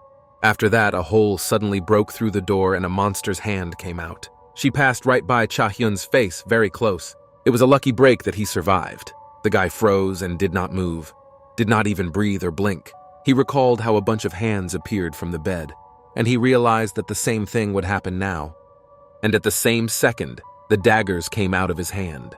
Cha Hyun was silent and did not move. He seems to have been unaffected by this. He still wasn't breathing and tried to calm himself down. Then the tentacles retracted back. And then the monster's hand. It slowly passed by Cha Hyun's face but did not touch it. The monster's voice came from the hole, saying that the food was not there. Then we heard footsteps. They were approaching the door. A click was heard, and the sound of the door closing. And then the sound of footsteps moving away. And then there was silence. Cha Hyun could breathe out a sigh of relief, but his body was still shaking from the fear and terror he had experienced. He fell to the floor and exhaled loudly. It was as if he was short of air and he was always grabbing it greedily. There seemed to be no one in the apartment. Then the door creaked open and Cha Hyun stepped out. He looked toward the front door. It remained open. Cha Hyun fell to the floor and crawled toward the door. He emerged into the hallway and looked around. He turned quietly to the left, and he headed in that direction. He took something and came back. He was holding ramen in his hands and in his teeth, too. Then he closed the door very carefully. They slammed shut and made a sound. Meanwhile, it was getting light. There were dirty dishes in the sink. There was no one on the bed, only a hole from the monster's attack. But under the bed, Cha Hyun was lying there, covered with a blanket. And he slept, so he was at least a little safer. After that, Cha Hyun woke up. He got out from under the bed and went to the window. A fresh breeze blew in from the open window. The boy looked at the empty city. People were lying on the ground. Someone was sleeping on the roof, but in general it felt like the apocalypse and the end of humanity. Cha Hyun agreed that everything was too real for a dream. Even ordinary-looking houses were filled with monsters. Then he remembered that the monster almost killed him with its tentacles. Cha Hyun was finally convinced that everything was real and that it was dangerous outside his room. He said out loud that he wished it was a joke. Suddenly, Cha Hyun noticed something downstairs. There was something downstairs. Something big and ugly. Cha Hyun stretched out even further to see. But it was still not clear. It looked very ugly. Cha Hyun shivered. Then he climbed back into the room and called the creature a freak. Then he closed the window and curtained the room. Meanwhile, night fell again. Cha Hyun sat at his desk and clicked his mouse. In general, nothing has changed in his life. He still sat at his computer and spent his days like that. Cha Hyun found an article by blogger Bear about surviving the end of the world. The boy began to read it. He flipped through it to the end. This article did not cause much emotion in Cha Hyun. He scrolled down even further. Suddenly, Cha Hyun's expression changed dramatically. And about the first symptoms of infection: frequent nosebleeds, hallucinations, strong appetite, and loss of consciousness. Cha Hyun even opened his mouth in shock. The article said that they start talking to you in your subconscious, trying to get you out. There were myths on the internet that you could be cured. But it was all a hoax. No injection, no coke with peroxide, it was all a hoax. In conclusion, the blogger said that they are all on the verge of extinction. He also asked people to kill themselves if they developed these symptoms, because their very existence is dangerous for others. Cha Hyun recalled that his nose was already bleeding. Then he remembered the strange voices that spoke to him. He began to tremble with fear. He had all the symptoms, it was all too cruel. Then he grabbed his phone. He opened the calendar and said that he had planned everything anyway. He died 19 days later. Cha Hyun stared at the date for a while, as if admiring it. Then he threw his phone on the table. He leaned back on the seat of his chair, and he looked up. He always did this only on one occasion, when he thought about his family. He was jealous that they had at least died in a human way. The corners of Cha Hyun's lips dropped down as if he were about to cry. Suddenly, he heard a knock on the door, and his expression and mood changed dramatically. He turned to the sound. It turned out that the knock was not on the door, and out the window. Then the guy abruptly stood up and headed for the window. He stopped for a second in front of the curtains. Then he finally decided to open them, and he saw before him the monstrous creature that was below. Cha Hyun's face changed dramatically. Her eyes widened. There was another knock on the window. The monster stared at the boy with its eyes. Cha Hyun stood in a stupor and was afraid to move because he didn't know what he expected from this monster. It turned out that it was just a head, but the guy didn't know about it. The head started to lower itself. Cha Hyun was watching. Afterward, he stood silently and waited for what would happen next, and then he sat down on his knees. He simply had no face on him. He did not understand what had happened and what it was all about. Meanwhile, morning came. Cha Hyun closed the curtains with a latch. He opened the refrigerator door. He stared at the emptiness. A mouse just hanged itself there. There were only some leftovers. Then Cha Hyun slammed the door back shut. He went to his workplace. He plopped down in his chair, and he looked at the computer monitor. November 7th, 7 a.m. For a while, Cha Hyun just stared at the computer in silence. Suddenly, he had an idea that he might not even live to see the 25th because there was no food. But the most important thing is the signs of infection, as well as contact with the monster. It was not safe even inside the apartment. Cha Hyun wondered how he would end up. Will he be eaten by a monster or will he become one? After that, there was a pause in his head. The guy was not thinking about anything. And then he remembered the man who was yelling at him. He saw him for the last time before he lost consciousness. But 2 seconds later, Cha Hyun became indifferent to the man and sat down at the table. He went online, opened the tabs. He was surprised. What was still working? He opened the movie, which was supposed to be released on November 25th. Then he scrolled down, and he clicked on the notification of the list of those who won tickets to the movie's premiere. These people could see the movie before anyone else. Among these people was the name BLLK. It was Cha Hyun. He won the spot, but the screening was not until the 25th, the day of his scheduled death. The long-awaited finale of Mary from Heaven. Cha Hyun wanted to watch it so badly before he died. Then he closed the notification and noticed that there had not been a single comment since November 5th. He decided to write it himself. He asked if anyone was alive there. Cha Hyun wrote very quickly. He was a professional at it. He added that he had no food left and had not yet become a monster. But without food, he would not last long and would simply die in his apartment all alone, like an outcast, and noticed that there had not been a single comment since November 5th. It was the first on the list. Cha Hyun looked at his comment in silence. And then he laughed at himself and asked what he was doing here, how he had lived to see this. Then he clicked on the comment again, and he clicked on delete. But before he could do so, he saw something. A new comment appeared there. Someone wrote that he was still alive. Crew was also alive. Cha Hyun's eyes widened in surprise. He clicked on the nickname and wrote a personal message asking how things were, and he sent this message. He stared at the computer, waiting for a response, waiting some more. But then his enthusiasm ran out and there was no response. Suddenly, Crew replied that it couldn't get any worse. Cha Hyun's heart was racing. He hadn't spoken to anyone for a long time. The interlocutor asked if the boy had been affected by monsterization yet. to which he replied that he had been very much affected, and the process had begun. Kru said that everyone's monsterization was different and asked if Cha Hyun could be congratulated on her period of pain. The guy even laughed and called the other man a troll. Jae-hyun asked where his employee lived. He was told that he had never asked such a question in a chat before and joked about whether they wanted to share food with him. The guy replied that he had no food and would probably die of hunger before he planned to commit suicide. And the interlocutor asked why he decided so. For some reason, Chae-hyun fell into a stupor as if this question had knocked him down. He didn't understand why he suddenly decided to tell a stranger everything, since he didn't even know him. Cha Hyun replied that he had planned it for November 25th, but doubted that he would live to see that day. Kru laughed that Cha Hyun was going to watch the last part of the movie and then commit suicide. Chae-hyun asked what happened, to which Kru replied that his life was a complete bottom that had no light. For some reason, Cha Hyun was not offended by these words, and he wrote that Kru itself was a complete bottom. He replied that he lived in a small, one-room apartment, and that he and his neighbors had closed the first floor and cut off the building from the outside world. Choi Hyun said out loud that Kru should have been happy to not be locked in four walls. Kru later wrote that they wanted to get the medicine, but there was no chance. Moreover, they were running out of them and had to join forces with the upper floors to save those trapped.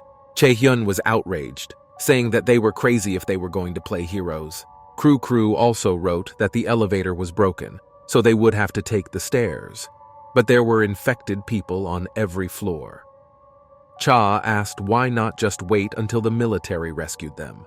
He was told that they could not wait, because many people needed their help right now. Cha told them to climb the rope out the window. Kru said they thought so too, but it was just a matter of words. They didn't have a rope of that length, and not many people can do it. Chae-hyun thought in a stupor. And then Kru added that outside there was a monster with eyes all over its head climbing through the windows. Suddenly, Cha Hyun's eyes widened dramatically. He read the message again. He could not believe it. It could not have been a mere coincidence. He remembered that monster with eyes. Kru said goodbye, saying that people were waiting for him. Chae-hyun shouted sharply for the other man to stop and wait for him, but Kru left the chat. Chae-hyun was alone and didn't know how to contact him. Lee Hyuk was sitting on the other side. He turned around and said he had to go. At that time, the evil Ying came in and asked what he was doing there, because everyone was waiting for him. Lee Hyuk apologized, smiled, and said he would leave. Then he put on his briefcase. They went out to the others, and there was a mafioso waiting for them. The ground floor was really closed with different furniture, all windows and doors. The people there were also ready to fight. Everyone is serious. The mafioso asked if they were ready. Lee Hyuk smiled and said it was time to go. Humanity was on the verge of extinction, and Cha Hyun thought that his little world would never change, but he was wrong. The worst thing happened. The internet disappeared. Chae Hyun got to his feet. After that, he fell down next to his bed, thinking that he would definitely not live to see November 25th. He hadn't eaten anything for a long time. Then he looked away, at his hands, or rather his wrist, which was scarred. He doubted that the movie Mary from Heaven would be released. Then he decided that maybe he should commit suicide before he became a monster. At least then he will die a human being. Then Cha Hyun looked up. There was a spider on the ceiling. He wondered if it was normal to die alone in a godforsaken hole. Then he remembered his family again. In fact, Chae Hyun often thought about them. He thought that in general he shouldn't have cared about the loser. Then Cha Hyun recalled the words of Kru, who said that they wanted to save the upper floors where he was. Chae Hyun thought that Kru would not save anyone. He kept looking up at the ceiling. A fly flew near the spider. After that, she was caught in his web. The spider now had food. Chae Hyun thought that while he was dying of hunger, the spider in his apartment had a pore. For some reason, he was happy about it. He told the muse not to twitch. After all, it had already been eaten. He called her a poor thing. Suddenly, the fly got out and ran away a second before the spider almost ate it. Chae Hyun jumped out of his seat. The fly escaped just like that, even though it seemed impossible. Chae Hyun was shocked. He started laughing at this. Suddenly, he heard some strange sounds. They came from the window he had curtained. Chae Hyun didn't like it. Maybe it was that monster with the eyes again. There were some unintelligible words, but in general, the voice was human. Chae Hyun began to worry and wondered if he should look out the window. Then he heard someone asking his father not to go anywhere. Chae Hyun cautiously approached the window. The sounds were getting louder. Someone was begging him not to go anywhere. Then the boy dared to go out of the window and look. He put his head down. He saw a man, probably his father, coming down from the floor below. Chae-hyun thought it was apartment 1210, and his father said he would go down to get some food. He was watched by two small children who were crying. The father asked them not to cry so that the monsters wouldn't hear, and asked Soo-young to look after Jong-soo. The man served in the special forces, so he promised to return very soon. Chae-hyun was shocked that the man was going to come down. He thought it was too dangerous. Suddenly, his eyes widened sharply. He saw some other people downstairs. But no, it turned out to be that monster with the big head and eyes. And he was definitely getting closer to his father. Chae-hyun realized that something had to be done. He could barely contain himself because he was afraid of being a hero again, but he could not stay away. So he shouted to the man to be careful because there was something down there. He looked up at Cha Hyun and then down, and the head of that monster suddenly appeared next to him. The man screamed in fear. Then he lost coordination and started floundering on this rope. He shouted at the monster to go away. Chae-hyun was just watching. Suddenly the rope broke, and the man just started to fall. Chae-hyun screamed in horror at what he saw. After that, a characteristic sound of falling was heard, and the guy closed his eyes to avoid seeing it. Then he heard the children screaming and opened his eyes. A little girl watched her father die and screamed in despair. She was crying, and you could hear so much pain in her cry. The monster leaned down to see what had happened. Then I looked at the children. They were scared and moved away from the window. And then, with tears in their eyes, they looked at this monster and hugged each other. They shouted at the monster to go away and cried. Chae-hyun watched and trembled with fear. Meanwhile, the monster had already entered the apartment with small children.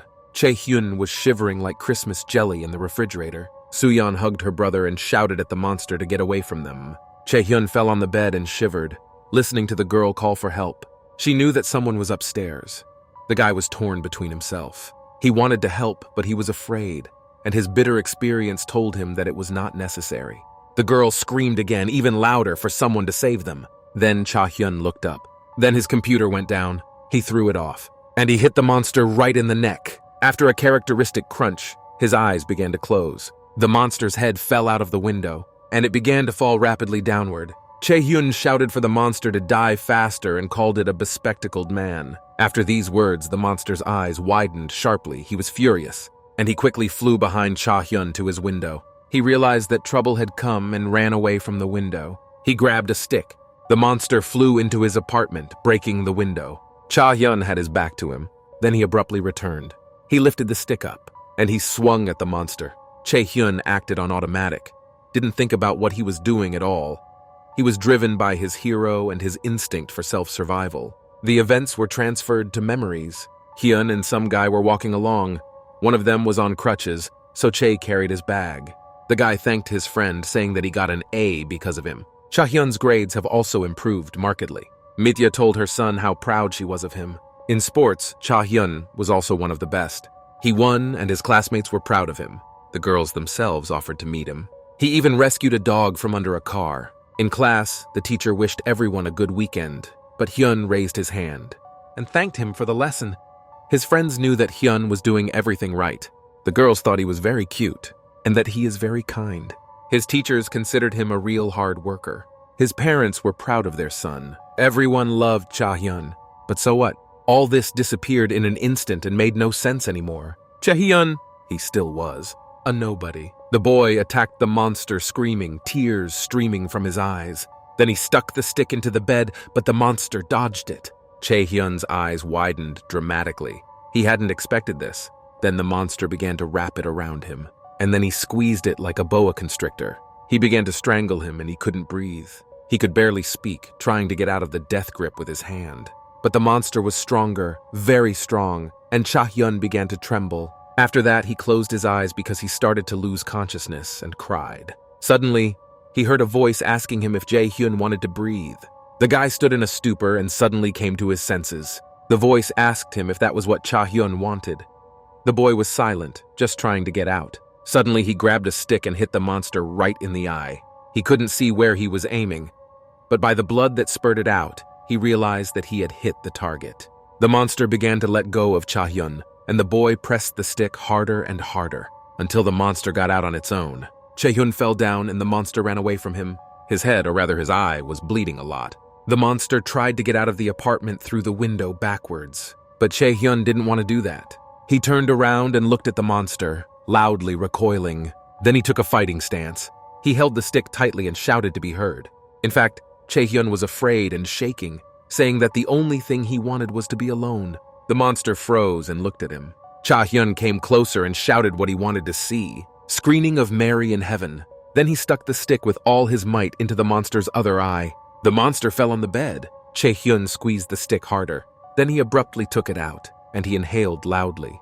There was a lot of blood and broken glass on the floor. The monster was lying on the bed, exhausted but kept twitching. After that, his head seemed to begin to swell. Cha Hyun shook his head loudly, regaining consciousness and realizing that he had just defeated the monster. His body was sweating and still trembling. He was breathing in eagerly. After that, he just plopped down in a chair. And he added that he wanted it on the day of the premiere, of course. Then there was a pause, a dead silence. Cha Hyun looked down. I looked at the monster's body. She showed no signs of life. Then he told himself that he had done it. His body was still trembling, but he had a kind of smile on his face, as if he had really done it himself. Suddenly, one of the monster's eyes opened. Cha Hyun's eyes also widened dramatically, and she could see fear in them. After that, the monster's other eyes also opened, and its head began to inflate like a balloon. Cha Hyun sat in a stupor and did not know what to do. The monster inflated completely and rose higher. Then he stared directly at Cha Hyun. Suddenly, branches started coming out of his neck like a blind monster. A mouth with clicks also appeared on its head. Its eyes turned red, and the monster said it was in pain. Cha Hyun sat in a stupor and prepared to die. Then he screamed, realizing that he had only made things worse. He said that he was finished, it seemed. The monster pointed its tentacles at Cha Hyun. He wished the guy would die. Cha Hyun sat still and couldn't move. He just closed his eyes to avoid seeing you die. I heard a terrible sound, the sound of tearing. Outside the window, the monster's neck broke. And this is what saved Cha Hyun. Although he did not even open his eyes, he covered himself with his hand and cried. The monster's neck fell to the ground. Cha Hyun began to open his eyes. When the monster began to sigh and twitch, he was shaking all over, and his head and other parts swelled up, dried up like dried apricots. Cha Hyun was in a stupor and did not understand what was happening at all. But the monster just plopped down on his bed, without any signs of life. Cha Hyun could not believe his eyes. Perhaps he was dreaming about all this. Or this is what life after death looked like. But the monster looked as lifeless as possible, and it would not wake up again. Cha Hyun sat in a stupor, even forgetting to blink. Then he stood up carefully, holding the stick. Then he climbed on the bed. He did everything very carefully. I accidentally stepped on one of the monster's paws, and it exploded like ashes. Cha Hyun grimaced. It was a real disgusting thing. The guy wanted to go to the window, and to see what was going on there. Then he turned his head sharply because he definitely heard something, and at that moment his eyes widened dramatically. Cha Hyun turned to the side and saw a man in the window. He was holding an assault rifle. Cha Hyun thought the man was from apartment 1408. Then the man pointed his finger at the boy, then on myself, and gave an okay sign. But Cha Hyun didn't understand anything at all, and you could see it on his face. After that, the man closed his eyes. He left abruptly. Cha Hyun continued to stand in a stupor. Then the irritated man took out a sign and wrote on it whether Cha Hyun was okay. The guy nodded that he did. Then the man took the sign and started writing something. He wrote that this was good, but that other monsters would most likely come running to this noise. Cha Hyun was scared. He had barely dealt with one monster. Meanwhile, someone was walking down the corridor. It was that blind monster. He was going up, but his head turned 180 degrees when he heard the shot. He realized that the sound was from the floor below. Cha Hyun gestured to the man. Will he kill these monsters? And then they will all be saved. The man's face made everything clear, but he started writing something quickly. He wrote that he did not kill the monster. The homemade gun was indifferent to them and did nothing. Cha Hyun did not expect such a response, and his expression changed dramatically, and he looked down. But there was nothing there either. He thought that this simply could not have happened. The monster, or rather its limbs, were lying on the ground. After that, my neck seemed to fall off my body. Cha Hyun's eyes went to her forehead at what she saw. After that, the body stood up separately, and it just kept going. Cha Hyun asked if he was sure he was awake. It was like a nightmare that seemed funny after waking up. But now it was no fun. Suddenly, Cha Hyun noticed something downstairs. Those children, they looked out of the window and cried.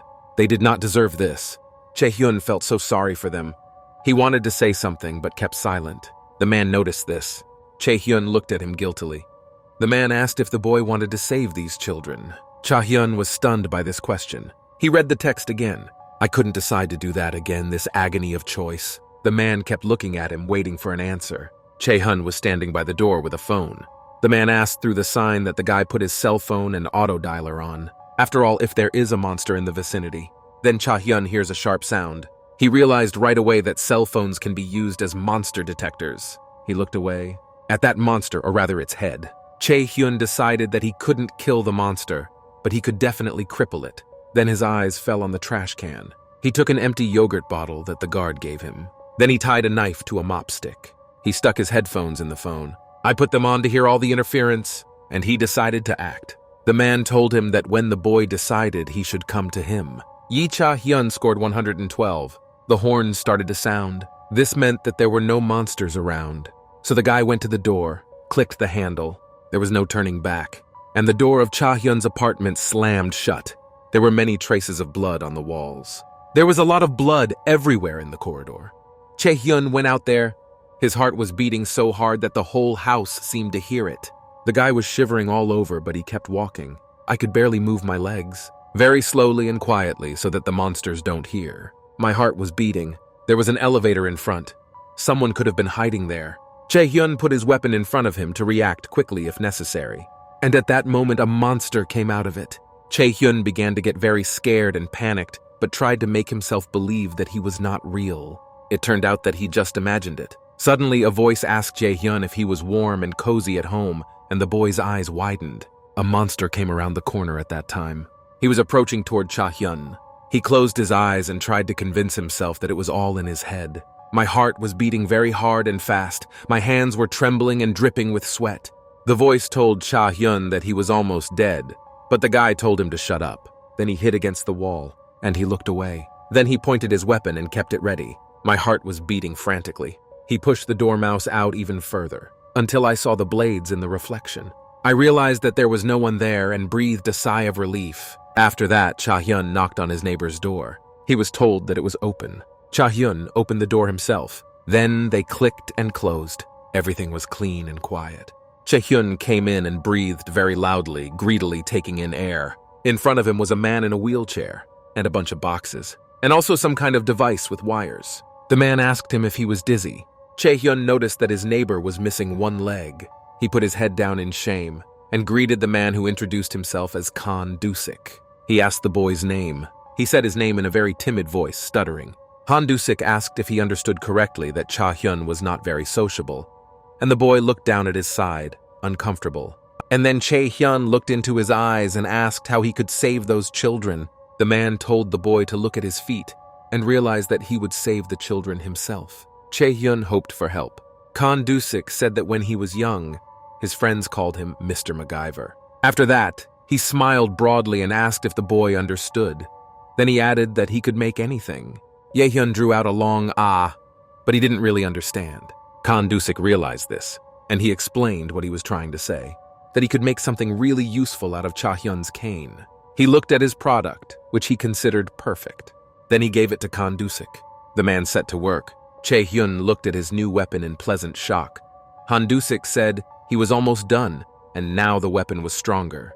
He said he was just like Isaac Clarke. But now Han Dusik did not understand, and looked at Cha Hyun like a sheep. Then he asked the boy if he had seen a blind monster in the corridor, and he said that half his head had been blown off. Whenever Cha Hyun recalled him, he felt cold inside. Han Dusik said that he did not understand who had done this to him. But even in this state, the monster was irresistible. This meant that the knife would have been of little use. Han Dusik turned on something. After that, he brought the new weapon to the wire and it started to get electrocuted. The man said that this could have worked. Meanwhile, Cha Hyun was given a heavy briefcase with a converter connected to a battery, and it was heavy.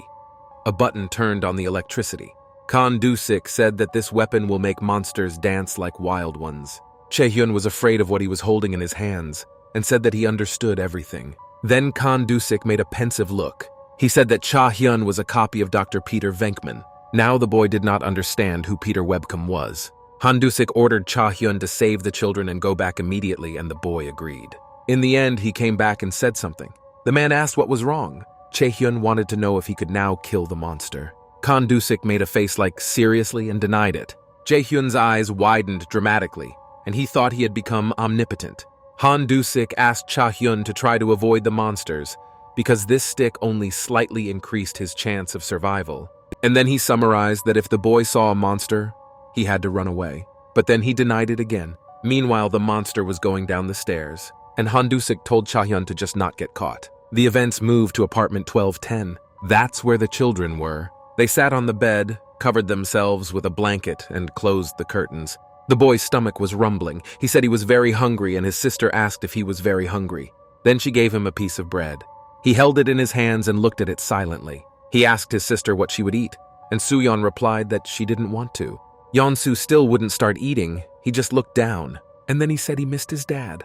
The girl's eyes were also filled with tears because she was just as sad. I told my brother about it. Cha Hyun was still standing silently in Han Du-sik.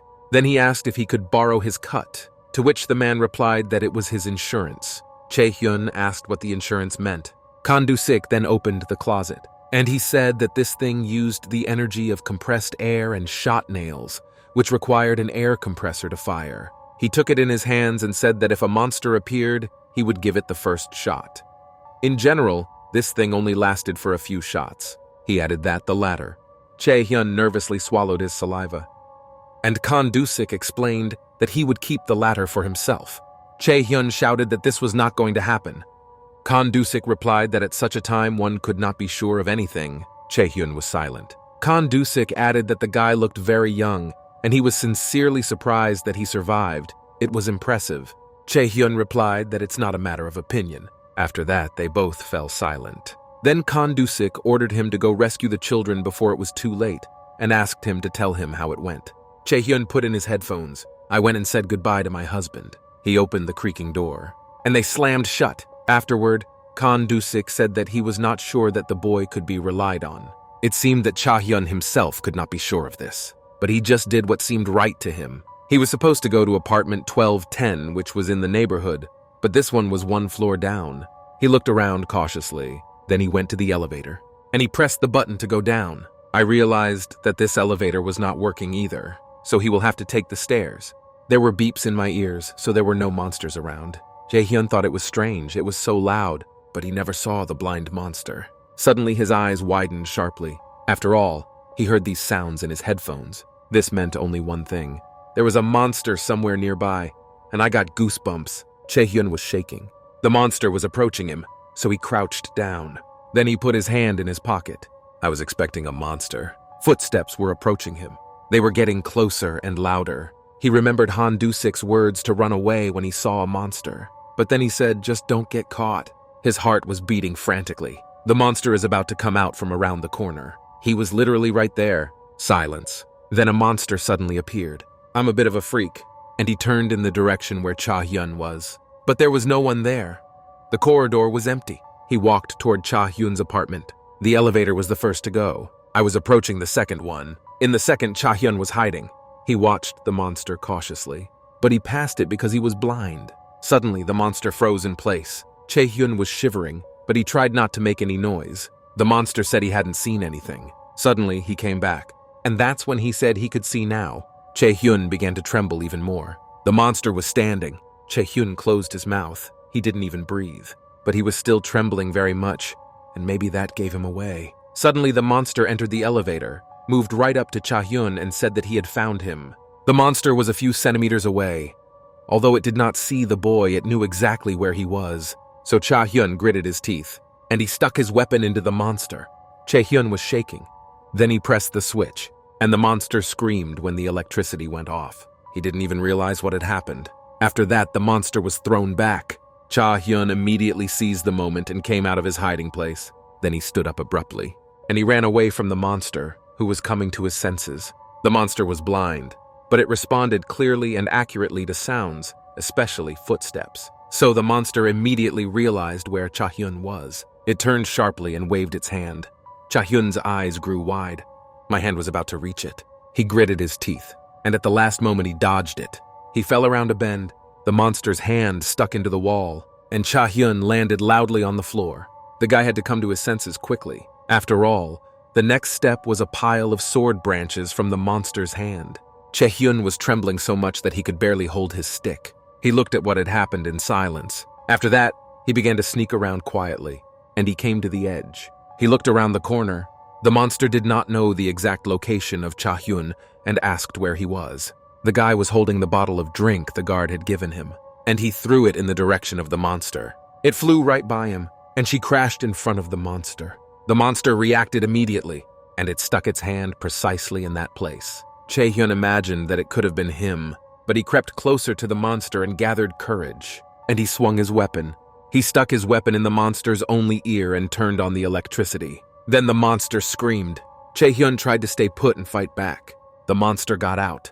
Cha Hyun stood there watching, not making any unnecessary movements. The monster fell to the floor and showed no signs of life. The guy was watching and loudly laughing. The monster looked dead and fried. Cha Hyun was coming to and checking that the monster would not harm him now. After that, he told the monster to go to sleep forever. Cautiously, he started to walk back. I was approaching the edge. Then he carefully turned it around, and he went to the exit. He's back. He looked around again to make sure he wasn't being followed. Then he closed the door well. It was the door to the stairs. Cha Hyun began to shake. Then he flopped down. He sat there and just shivered. I was recovering from what I had just experienced. But then the guy pulled himself together, gathered all his courage, and he got up, telling himself that he had to move on. There were only stairs and probably another monster ahead. For a while, Cha Hyun just stood there silently looking at the stairs. The light sensor did not work because the guy could not see anything. He reached into his pocket. Then he took out his phone with a flashlight. Now at least a little bit was visible, and he began to slowly descend the stairs. I looked around because I was very afraid. But he pulled himself together in a moment. He had to be strong. Suddenly a hand touched Cha Hyun. He looked at her, and the guy's eyes were about to fall out. Suddenly, another Cha Hyun appeared next to Cha Hyun, but this time he was white. The ghost said that he was well aware that his human version was the kind of person who likes to share his grievances with others. Cha Hyun stood silently in a stupor, afraid to move. The ghost asked. Cha Hyun didn't think that in order to do this, you need to be involved in others. After all, Cha Hyun, he did not care about the feelings of those he wounded. The guy was just running away irresponsibly. Cha Hyun said he was innocent.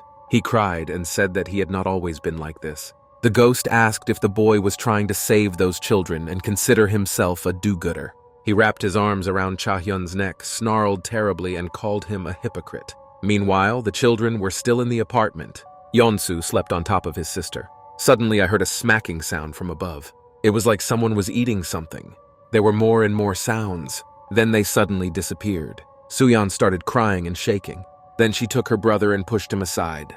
She grabbed a knife. She stood in the center of the apartment with a knife. She was so scared and so brave at the same time. She asked for someone to help her.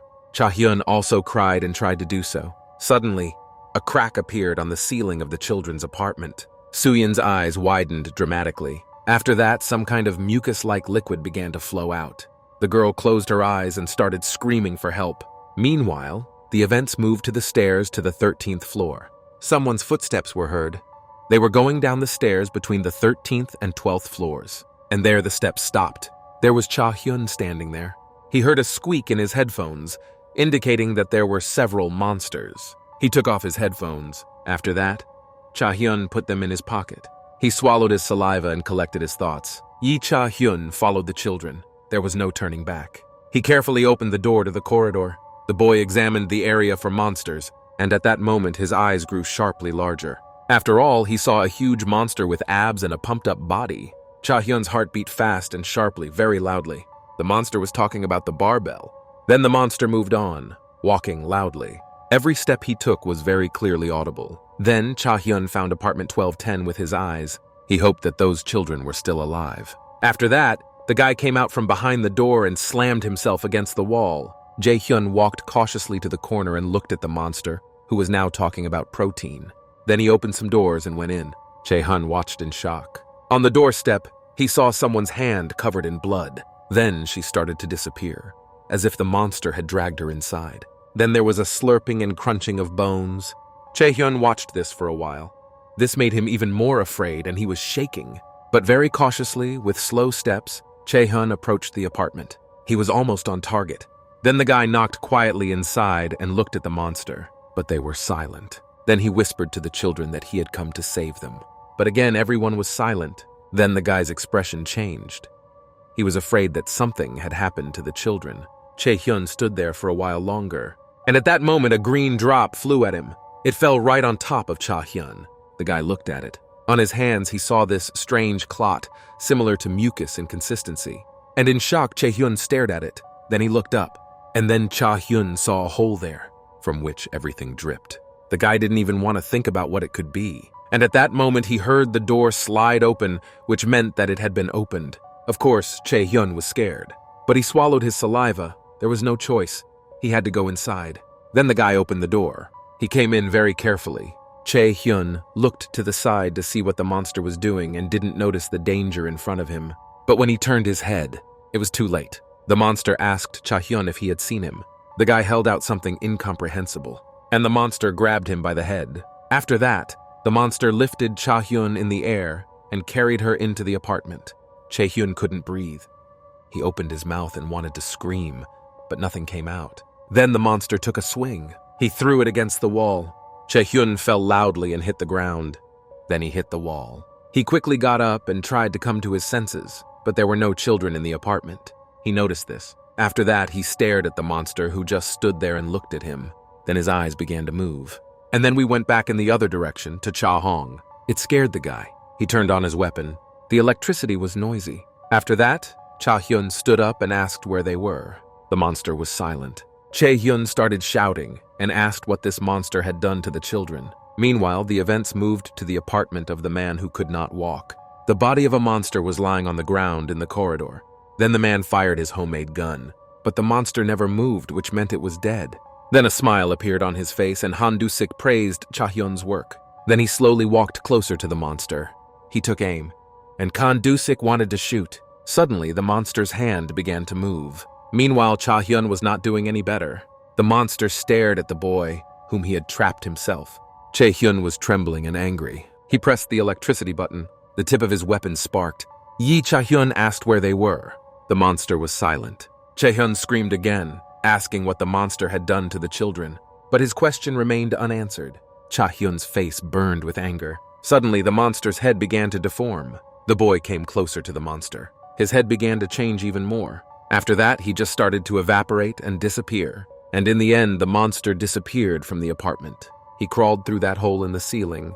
Cha Hyun stood in a stupor. He did not understand what had just happened and why he was not killed. The monster just ran away.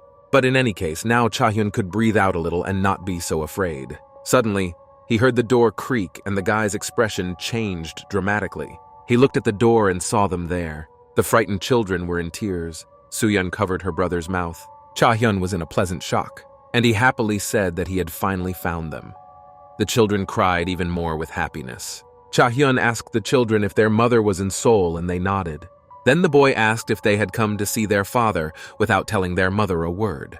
Cha Hyun didn't know what to say. He was just confused. After that, he went back. He saw a bag and an open ramen package. Now everything was clear to him. Suddenly, Young-soo asked Cha Hyun to save his father. The little boy started crying because his father fell because of the monster. Cha Hyun said he saw it too. Young-soo replied that his father might still be alive. Cha Hyun didn't know how to talk to children, so he simply said that no one survives a fall from the 12th floor. His words completely upset the little boy and he began to shake. And then Soo-yeon hugged Jonsa and the children began to cry again. Cha Hyun told them that their father had died and they had to accept it and move on with their lives. But he realized that he hadn't used this advice himself. The boy silently looked at the children who could not realize what death was at their age. Then Cha Hyun caught himself thinking that he was annoyed by the children. He inhaled loudly. Then the guy remembered his family. He was very upset by this. Then he told the children about a man. He had a lot of food. He also had a gun. Cha Hyun said that this man would protect them. Then he asked the children if they were hungry. Both little ones nodded. Then Cha Hyun asked if they wanted to stay here alone. The children nodded again, even more strongly. After all, what they wanted most was for someone to take care of them. Cha Hyun thought it was perfect. Then he put his hands on the children and said that in that case they would go out into the corridor. But there were monsters walking there. The guy asked them if they agreed. The children stared at him in silence. Then, Cha Hyun asked them how old they were. It turned out that Soo-yeon was only 9 years old, and brother Yeon's is 6. Jae-hyun smiled and replied that he was just the right age to fight monsters. Then he told the children not to be afraid because the boy would protect them. The children nodded in agreement, but Soo-young felt Cha Hyun's trembling hand. He repeated that the elevator was out of order, so they had to take the stairs, but it was dark. Chae-hyun was sorting out his briefcase and told the children to follow him quietly because the monster has good hearing. Then he grabbed his weapon. He turned to the children and asked if they were ready. The children unanimously said they were ready. Then Cha Hyun put on his headphones and they set off. The children nodded. Meanwhile, in the corridor, the sounds of chewing could be heard. Chae-hyun opened the apartment door when the monster started talking about protein. The guy ducked down. After that, he headed for the exit from the floor, the children following him. The monster did not hear them, and the children calmly moved. After that, Cha Hyun opened the door to the stairs. The children came in and he protected them. After all, the guy himself promised to protect them.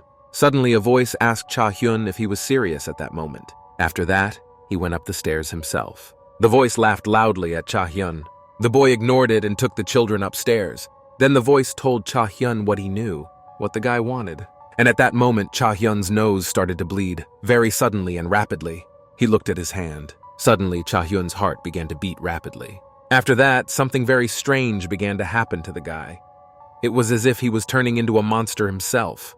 Chae Hyun began to twitch violently, shaking.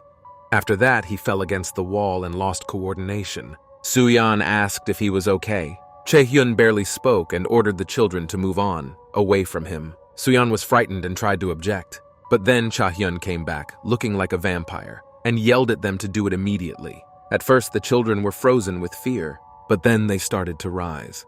The voice asked Cha Hyun if he wanted to play a hero, before the one who was weaker.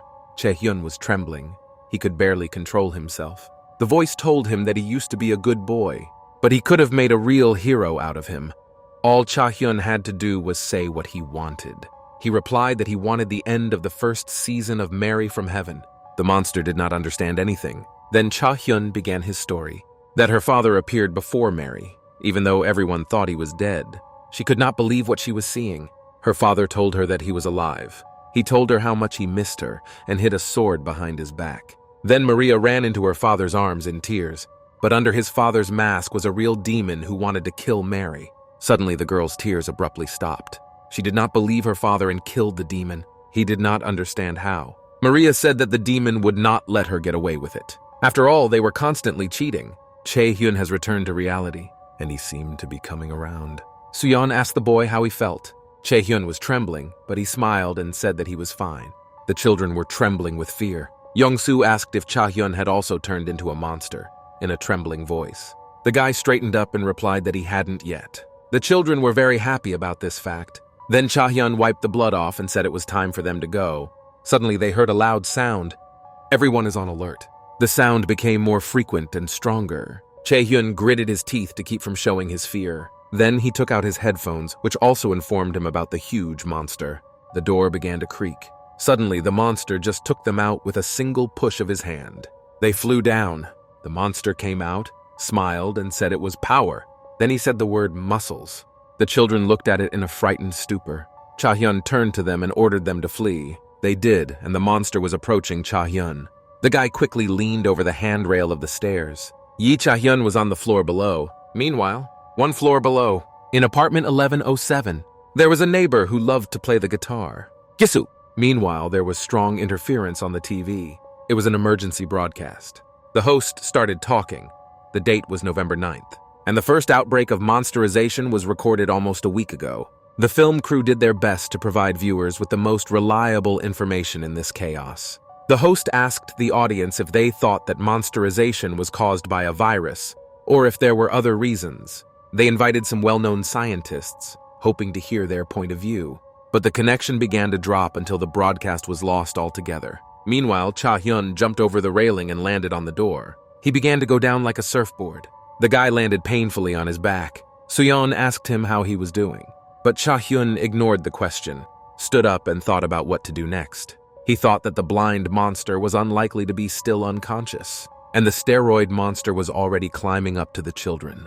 Chae Hyun realized that things were bad and that something had to be done immediately. until it was too late because the children were scared. Soo-yeon was crying and shaking, but she tried to take responsibility for her brother and ordered him to run upstairs. Suddenly, Cha Hyun screamed loudly so that the monster just froze in place. Then he stood up, and the monster looked down at Cha Hyun. The guy thought that if the steroid monster was obsessed with muscles, and at that moment, a smile appeared on Cha Hyun's face. He had a plan. He asked the monster if he would attack the little ones now. The monster was smiling and silent. Jae-hyun told him that he was already pumped up, so he asked him to show his strength. After that, the guy called the monster skinny, and then the monster got very angry and was no longer so friendly. He quickly jumped over the railing. Jae-hyun was in a stupor because he didn't think there would be such a reaction. The monster landed right in front of him, breaking the floor. Then he said the word swing. Suddenly, Cha Hyun's expression changed dramatically. After all, the monster clenched his fist, which was the size of the boy's head. Then he swung high above him. Cha Hyun abruptly turned around and started running away. And at this moment, the monster punches, but misses and breaks the floor. Meanwhile, the events moved to the 12th/11th floor, to apartment 1107. The man holding the katana flinched. Jisoo asked if he had heard it. Jung Jae-hong replied that it was hard not to hear, adding that someone wanted to call all the monsters in the house. Or the monsters were fighting each other, which the man doubted. He added that the monsters usually did not attack each other. Jisoo asked what his god thought about it. She added sarcastically that they should have given up on others and hid in the apartment, saving their asses. Jung Jae-hong looked at her silently, then he looked down as if he were ashamed. Jisoo asked if she had guessed right. Then Jung Jae-hong smiled a little. Then he got up and left. Jisoo put the bat on her shoulder, as if she was preparing for a fight. Jung Jae-hong adjusted his glasses to show his readiness. Then he asked Giz if they were ready to go. Meanwhile, the events were postponed to November 3rd. When Jisoo was sitting with Cha Hyun, she thought that the mafia boss was running late, so she stood up with a bat and left. Jisoo walked cautiously down the corridor. She noticed that the elevator was still not working, so she moved on cautiously. Jisoo went to the stairs and noticed that the light sensor was not working either. It was like something out of a horror movie. Suddenly, her expression changed dramatically. After all, she saw a man in front of her. He was muttering under his breath, saying that those cretins had blamed everything on him, even though he had nothing to do with it. When Jisoo heard this, she thought it was strange. The man stood in the corner and continued to say that he had been kicked out like a stinking slave. He started pounding his fist against the wall and Jisoo came closer. Then she turned to her husband. The man did not pay attention to her, and then became indignant at the way he was treated. Then he started laughing nervously, and Jisoo realized that something was wrong. She thought her neighbor had just lost his mind, so she just went downstairs. He was holding a bottle, which he suddenly threw away. It fell and rattled loudly. After that, it started to slide down, and she hit the stairs. Then it completely crashed. Then the man said he wanted to kill everyone. Jisoo turned around because she heard it. The man turned to her too, and asked if it was the boss. Jisoo's expression changed dramatically and became frightened. She immediately took a defensive stance. Jisoo was trembling and said he would ask just in case the man was a monster. The neighbor got very angry and shouted that he had finally found the bastard. Then he started to approach Jisoo. She tried to explain that she was confused with someone else, but the monster didn't care, it only wanted to kill. Jisoo asked if her neighbor was okay and needed help. The monster's clothes began to tear, and now he looked like a skeleton with big eyes and a mouth. Jisoo's heart stopped and everything inside went cold, and she realized that her husband no longer needed help. The monster shouted that he would kill her. Then he attacked Jisa, who was standing in a stupor of fear. But then the girl pulled herself together and swung the bat. Then she sharply hit the monster's head with it, and it hit the wall. And because of this, he lost consciousness. Jisoo could breathe a sigh of relief. She did not understand what had just happened. Suddenly, her expression changed dramatically. After all, the monster made a sound, and then he lost consciousness again. Jisoo put her hands over her mouth and screamed. She wanted to touch the monster because she felt guilty that she had killed her neighbor. Suddenly, someone told her to stop and not to approach him. It was Jung Jae-hong standing on the 14th floor. He told Jis that she would die in that case. The girl remembered her kind neighbor who went to church. She was looking at him and didn't notice that the monster had already gotten up and was right next to him. Jung Jae-hyun shouted at her to be careful. Then he jumped up sharply. Yi Chong swung his katana sword at the monster. After that, a characteristic sound was heard and flesh particles flew. Meanwhile, events returned to reality, where the steroid monster was bleeding. Jung Jae-hyun stood next to him with a katana. and behind him was Cha Hyun. The guy was frozen in a stupor. The monster was screaming in pain, and blood was flowing from his arm. Suddenly, someone grabbed Cha Hyun by the collar. It was Jisoo, who for some reason was outraged that the boy had survived. But Cha Hyun didn't remember this, so he didn't even know what to say. Jisoo told him in a stern voice to get ready because they had to leave. Meanwhile, the TV came on again, and a biologist said that monsterization was caused by a virus. The man continued that they did not know the nature or origin of the virus. The reporter asked if the scientist had claimed that the virus was to blame, but there was no information or evidence. The scientist said that the symptoms indicated this. Then another doctor, Han Jae-soo, intervened and said that history did not remember any cases of monsterization. He said that in his opinion, there was an evolution of cancer cells, and the strong physical changes were tumors. The biologist told him it was nonsense. He added that he doubted the doctor's qualifications. Han Jae-soo asked what the biologist was referring to, because everyone knew that any cell contained information. This meant that they could evolve into anything. Then a third specialist intervened, saying that they were both a disgrace to the scientific world. Ju Hyun-ji said that it was all nonsense. The biologist asked her to share her ideas, and she said with a smart look that the research was not yet finished. Han Jae-soo was outraged at why she had come here, and was told that it was still better than telling nonsense. Then the connection began to disappear again. Meanwhile, events shifted to the steroid monster. His wound healed before his eyes. He looked at her and said that it was all power. Then he moved on, along the corridor of the floor. Meanwhile, in apartment 1107, the rest were hiding. Jisoo said that the monster had left and they had miraculously escaped. Jong Jae-hong said they were lucky that the monster was very slow. Then the two simultaneously turned their heads to the side, and Cha Hyun, who was sitting by the wall. He could barely breathe. He was all wet and exhausted. Cha Hyun recalled that he had seen Jisa once before. It was during his first visit to this apartment. He noticed her then. He was surprised that Jisoo was very much like Mary, even when she told Cha Hyun to pack up and run away. The guy named her Maria. So now the three of them were in apartment 1107. Jae-hyun asked where he was, to which Jong Jae-hyun joked that the guy was running so fast after them that he didn't even notice. And then he added that they found some food here and decided to stay for a while, but they didn't know what happened to the owners. Chae-hyun began to think out loud that if this was apartment 1107, they were on the 11th floor. Suddenly it hit him and he screamed loudly. He shouted about the children and stood up abruptly. Jisoo said quietly and calmly that Cha Hyun was infected. Everyone looked at her in shock. Then she asked if she was right. Chae-hyun looked down. Jong Jae-hong asked the boy if he was infected. After that, he asked Jisa if they knew each other and was told that they had met once, because she found him unconscious and bleeding from the nose. And most likely it was the initial stage of infection. Chae-hyun was shocked that they had already met. But Jisoo ordered him rudely to answer. Chae-hyun did not understand anything. Then Jisoo said once again that the bleeding and loss of consciousness were all signs that the boy was infected. Chae-hyun looked down. Jong Jae-hong asked the boy to tell them the truth, and then Cha Hyun said a short yes. They were both outraged. Jisoo asked what stage it was. Chae-hyun said he heard voices, but nothing serious. Suddenly, a bat appeared in front of him. Chae-hyun also took a defensive posture. Jong Jae-hyun told Jisoo to be careful, because some people could resist monsterization even after being infected.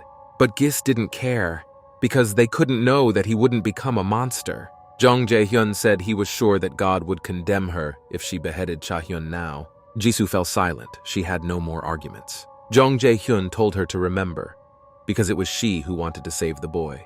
This was the last argument, and Jisoo gave up. Chae-hyun continued to stand in a defensive position, sensing the danger. Then Jong Jae-hong told him to calm down, but the guy asked them to help him. Jong asked what the matter was, to which Cha Hyun replied that he had made a promise to his children. He had to save them. Jisoo asked again, and the boy replied that they were in danger now. After that, he put a gun to Jong Jae-hong's head. He asked them again with more desperation to help him. After that, tears began to flow from his eyes. Meanwhile, the events moved to the 14th floor, the staircase. Jeon-soo asked his sister if the boy was coming for them or if the big monster had caught him. The little boy was crying so hard. Soo-yeon could hardly calm him down. Yeon-soo said that now a big monster would come for them. Soo-yeon agreed and said that was why they had to go alone. Until that monster returned, they could. Yeon-soo wanted to object because he was. But Soo-yeon interrupted her brother, saying that everything was fine and she would not tell anyone. There was a big puddle under Jong-soo. She took her brother with a trembling hand, and she persuaded him to leave. But there was that blind monster behind the children that they did not notice. Meanwhile, Professor Kim said on TV that monsterization cannot be explained in terms of medicine, and he thought that this was a natural process, even though it seemed super real. In a way, it was a kind of evolution, but the speed of the process is abnormally high. All living things have evolved to survive, and monsterization is probably a way for humanity to survive. Another scientist said that she completely agreed because nature had ordered them to do so.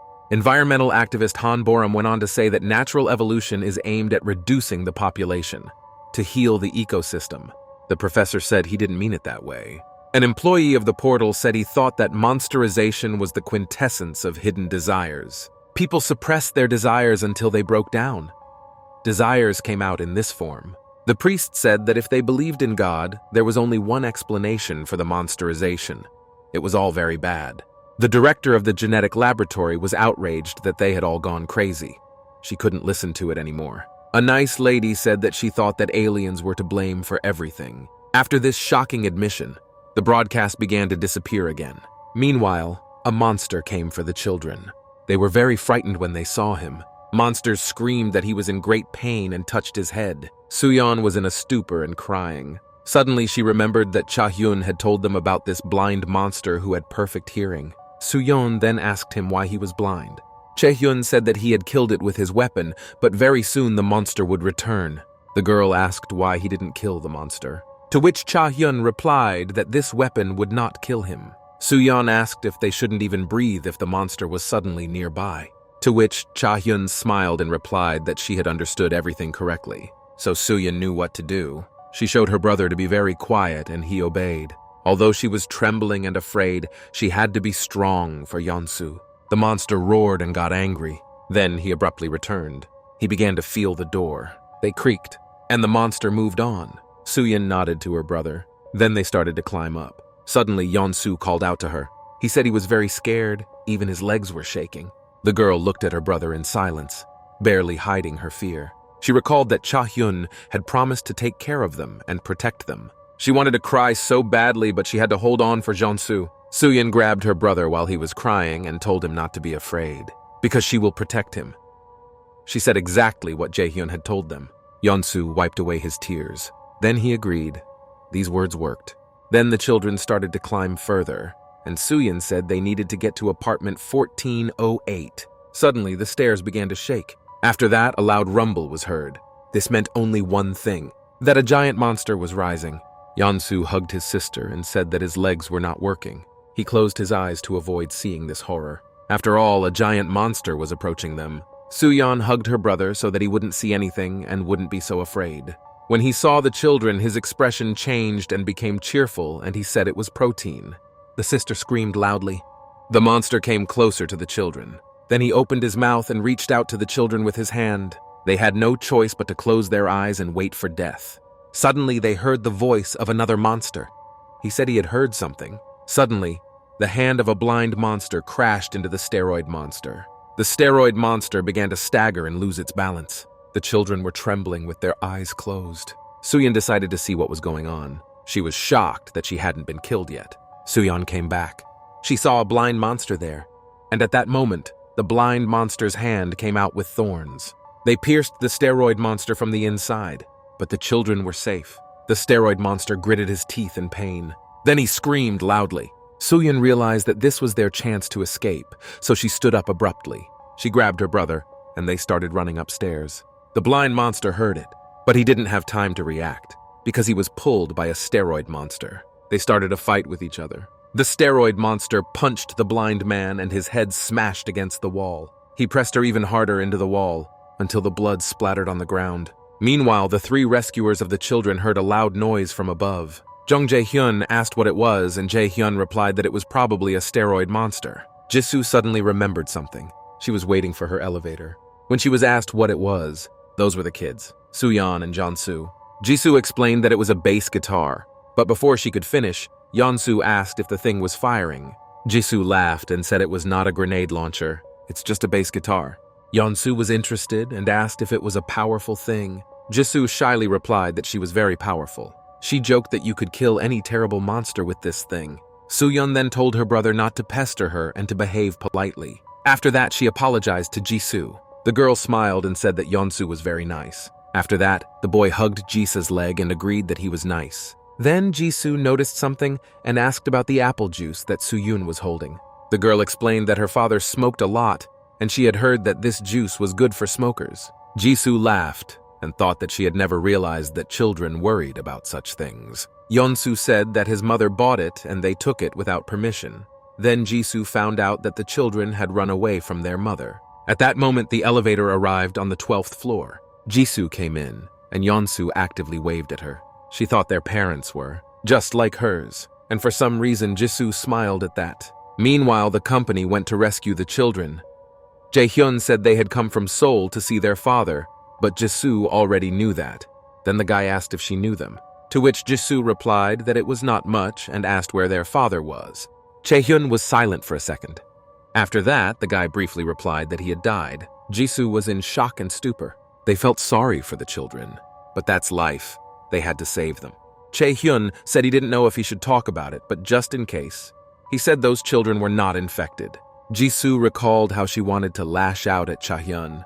For some reason, she felt ashamed and apologized for her behavior. Jae-hyun replied that it was unnecessary because he understood everything. Jong Jae-hong said that he thought there were no monsters nearby, and then they went to get the children. Meanwhile, the children were already on the 15th floor. Even though Cha Hyun told them about apartment 1408, the children couldn't get through while the monsters were fighting there. Yeon-soo turned to his sister. He said that maybe someone could help them here. Then Soo-yeon started pulling the handles of the apartments, one by one. Then they carefully walked around the door from which blood was pouring, and they knocked on the neighboring ones again. Soo-yeon nervously knocked and tugged on the door handle, but no one answered, so Jeon-soo asked what they should do now. Soo-yeon suggested looking in another corridor. Suddenly, the children heard that noise again. They stopped to listen. Then the footsteps became louder and closer. Then the children just fell to the floor. Their legs did not want to move out of fear. Their whole body was trembling. At that time, a steroid monster came up to the floor. He dragged a blind monster with its head flattened. Soo-yeon closed her brother's eyes so that he wouldn't see it. Then the steroid monster grabbed its victim by the head. Then he just threw it back. He flew down through the window. Now it was the children's turn, and the monster smiled again and called them protein. They were shaking and afraid, but they could not run away because of fear. Soo-yeon told her brother to close his eyes, but her brother did not listen to her. Then she hugged him tighter and asked him loudly to close his eyes. Suddenly she heard a creak. It was the squeaking of the wheels. At that moment, a woman came out, the same one who was walking with an imaginary child. The steroid monster has noticed a new prey. The wheels squeaked again, because the woman came out and stood in front of the children. She looked directly at the monster. Meanwhile, the rescue company was getting closer to its goal. They saw a broken wall covered in blood and wondered what had happened. Jong Jae-hong said that the blood was not human. Chae-hyun suggested that it could have been monsters fighting with each other. Jong replied that he had seen this once before, but doubted that it was the norm at all. Jisoo said there was only black blood, so maybe the children were still alive. Chae-hyun said they had to hurry. The monster was just approaching this nice lady who wanted to protect the children. She was not afraid at all. The steroid monster looked at the woman in silence. After that, she became embarrassed and tucked her hair behind her ear. And then she asked the monster nicely if he would do as she asked. He looked at the woman in a stupor. Then he just kicked her in the stroller. The woman crashed into a corner. She was lying there with no strength and no signs of life. Soo-yeon hid her brother. Suddenly, the woman opened her eyes, and she looked at her child. She felt that the steroid monster was about to crush her child. So the woman stood up abruptly, and she started sobbing, screaming that it was her girl, her baby. Events have moved back in time, where a woman sat in bed and said that she could not be deceived. If she turns into a monster, who will take care of her child? The voice in her head said once again that her child was dead. Chae Myung laughed and said that this is why she did not believe the demon. He was deceiving her. The voice told her to open her eyes and accept that the child had been dead for a year. He went on to say that the woman was distracted and so was her child. Cha Myung did not listen. She told me to shut up. The voice said that the stroller was empty and ordered me to get up and check it myself. He asked if the woman was afraid that he would be right, but she obeyed him. The woman barely glanced with one eye. The voice shouted and ordered me to look at it normally. Cha Myung did, and her expression changed dramatically. Then she smiled, and she told the monster that he was deceiving her. Then she took her baby and lifted it up. But in fact, there was no one in her hands. The events returned to reality, where the monster simply stepped on the cradle with the child. Cha Hyun screamed. She was in despair, silently looking at what was left of her child. After that, Cha Hyun put her head down and trembled. The monster was approaching her. Meanwhile, a team of rescuers had already entered the floor. The children screamed to their aunt, and Cha Hyun heard it. He recognized that child's voice. Cha Hyun walked up to the steroid monster and said that she actually knew everything, that her girl was gone. After that, the steroid monster just crushed her head on the floor. Cha Hyun ordered the children to run away, but they were in a stupor, frozen, and could not move or escape. Jae Hyun shouted at them again to run to him immediately. The children were trembling, but Soo-yeon began to take small steps forward. Then the children ran quickly to Cha Hyun. Unfortunately, the monster noticed this. He came back and called them protein with a happy face. Cha Hyun praised the children and ordered them to stay away. The steroid monster was approaching them. Jung Jae-hong asked how they could stop them all, but no one knew how to do it. The monster was approaching them. Suddenly, the woman jumped up from her seat, and she just pounced on the monster. The rescue team was in shock. Like the steroid monster himself, he thought he had killed this woman, but her eyes turned red and her nose was bleeding. Everyone was shocked. No one expected anything like this to happen. Cha Hyun dug her fingers into the monster's body. His dark blood flowed from there. The steroid monster grabbed Cha Hyun by the head. Then he started squeezing it hard like a rotten tomato. At that moment, Jisoo ran at the monster. She swung the bat and hit him hard in the knee. Because of this, the monster fell. She turned and told Cha Hyun to take the children and run away. At first, he didn't like the idea, but he had no choice. So he quickly ran away, telling them that he was waiting for them all in 1408. After that, Cha Hyun grabbed the children and they headed to the apartment. Jung Jae-hong swung his katana. Then he hit the monster with a sharp whistle. Blood immediately poured from his hand and he screamed. Then the steroid monster grabbed Cha Hyun's leg. He swung it with all his might and hit the wall. The woman hit loudly and fell to the floor, showing no signs of life. Jung Jae-hong turned to Jisoo. He told her to leave this monster to him. Jisoo replied that it was a suicide. But Jung Jae-hong ignored these words. He waved to the steroid monster, attracting attention. After that, Chan pointed to the katana and asked the monster if his big muscles saved him from it. And then he called him a stupid loser. This made the monster very angry. He attacked him screaming. Jung Jae-hong said it was better that way. Jisoo was scared and leaned against the wall. Jung Jae-hong quickly ran away, turned the corner. The monster ran straight ahead. His problem was that he could not move and react quickly. The monster noticed that Jung Jae-hong had turned and stopped. After that, he ran after him, but this gave the guy a head start. He managed to fall far behind. Jung Jae-hong ran down the hall. The monster was catching up with him, crashing into corners. Suddenly, Jung Jae-hyun had a plan. He saw a window in front of him through which many people and monsters had already flown. Jung decided that it would make sense to use a window. Meanwhile, Jisoo tried to help Cha Hyun. Suddenly, the girl froze. After all, Cha Hyun has claws and skin like a monster. Jisoo immediately walked away from her. The woman started scrubbing the floor. Then I tried to get up. Jisoo was frightened, her eyes widening sharply and violently. Then the woman looked up. Her face was normal, no longer looking like a monster, and she asked where they were. Jisoo lowered her bat because Cha Hyun was no longer a threat. After that, she held out her hand to the woman and said that they were all safe. Meanwhile, the monster had already caught up with Jung Jae-hong and was very angry. He wanted revenge. Jung Jae-hong stood in front of the window. He said that no one loves more than the one who gives his soul for his friends. The steroid monster ran quickly toward Jung Jae-hong. The guy said they were his friends. The monster attacked Jung Jae-hong. They were his friends if they did what he told them to do. Then the guy jumped away, and he flew through the open door. And the monster fell through the window and flew down because he couldn't brake quickly enough.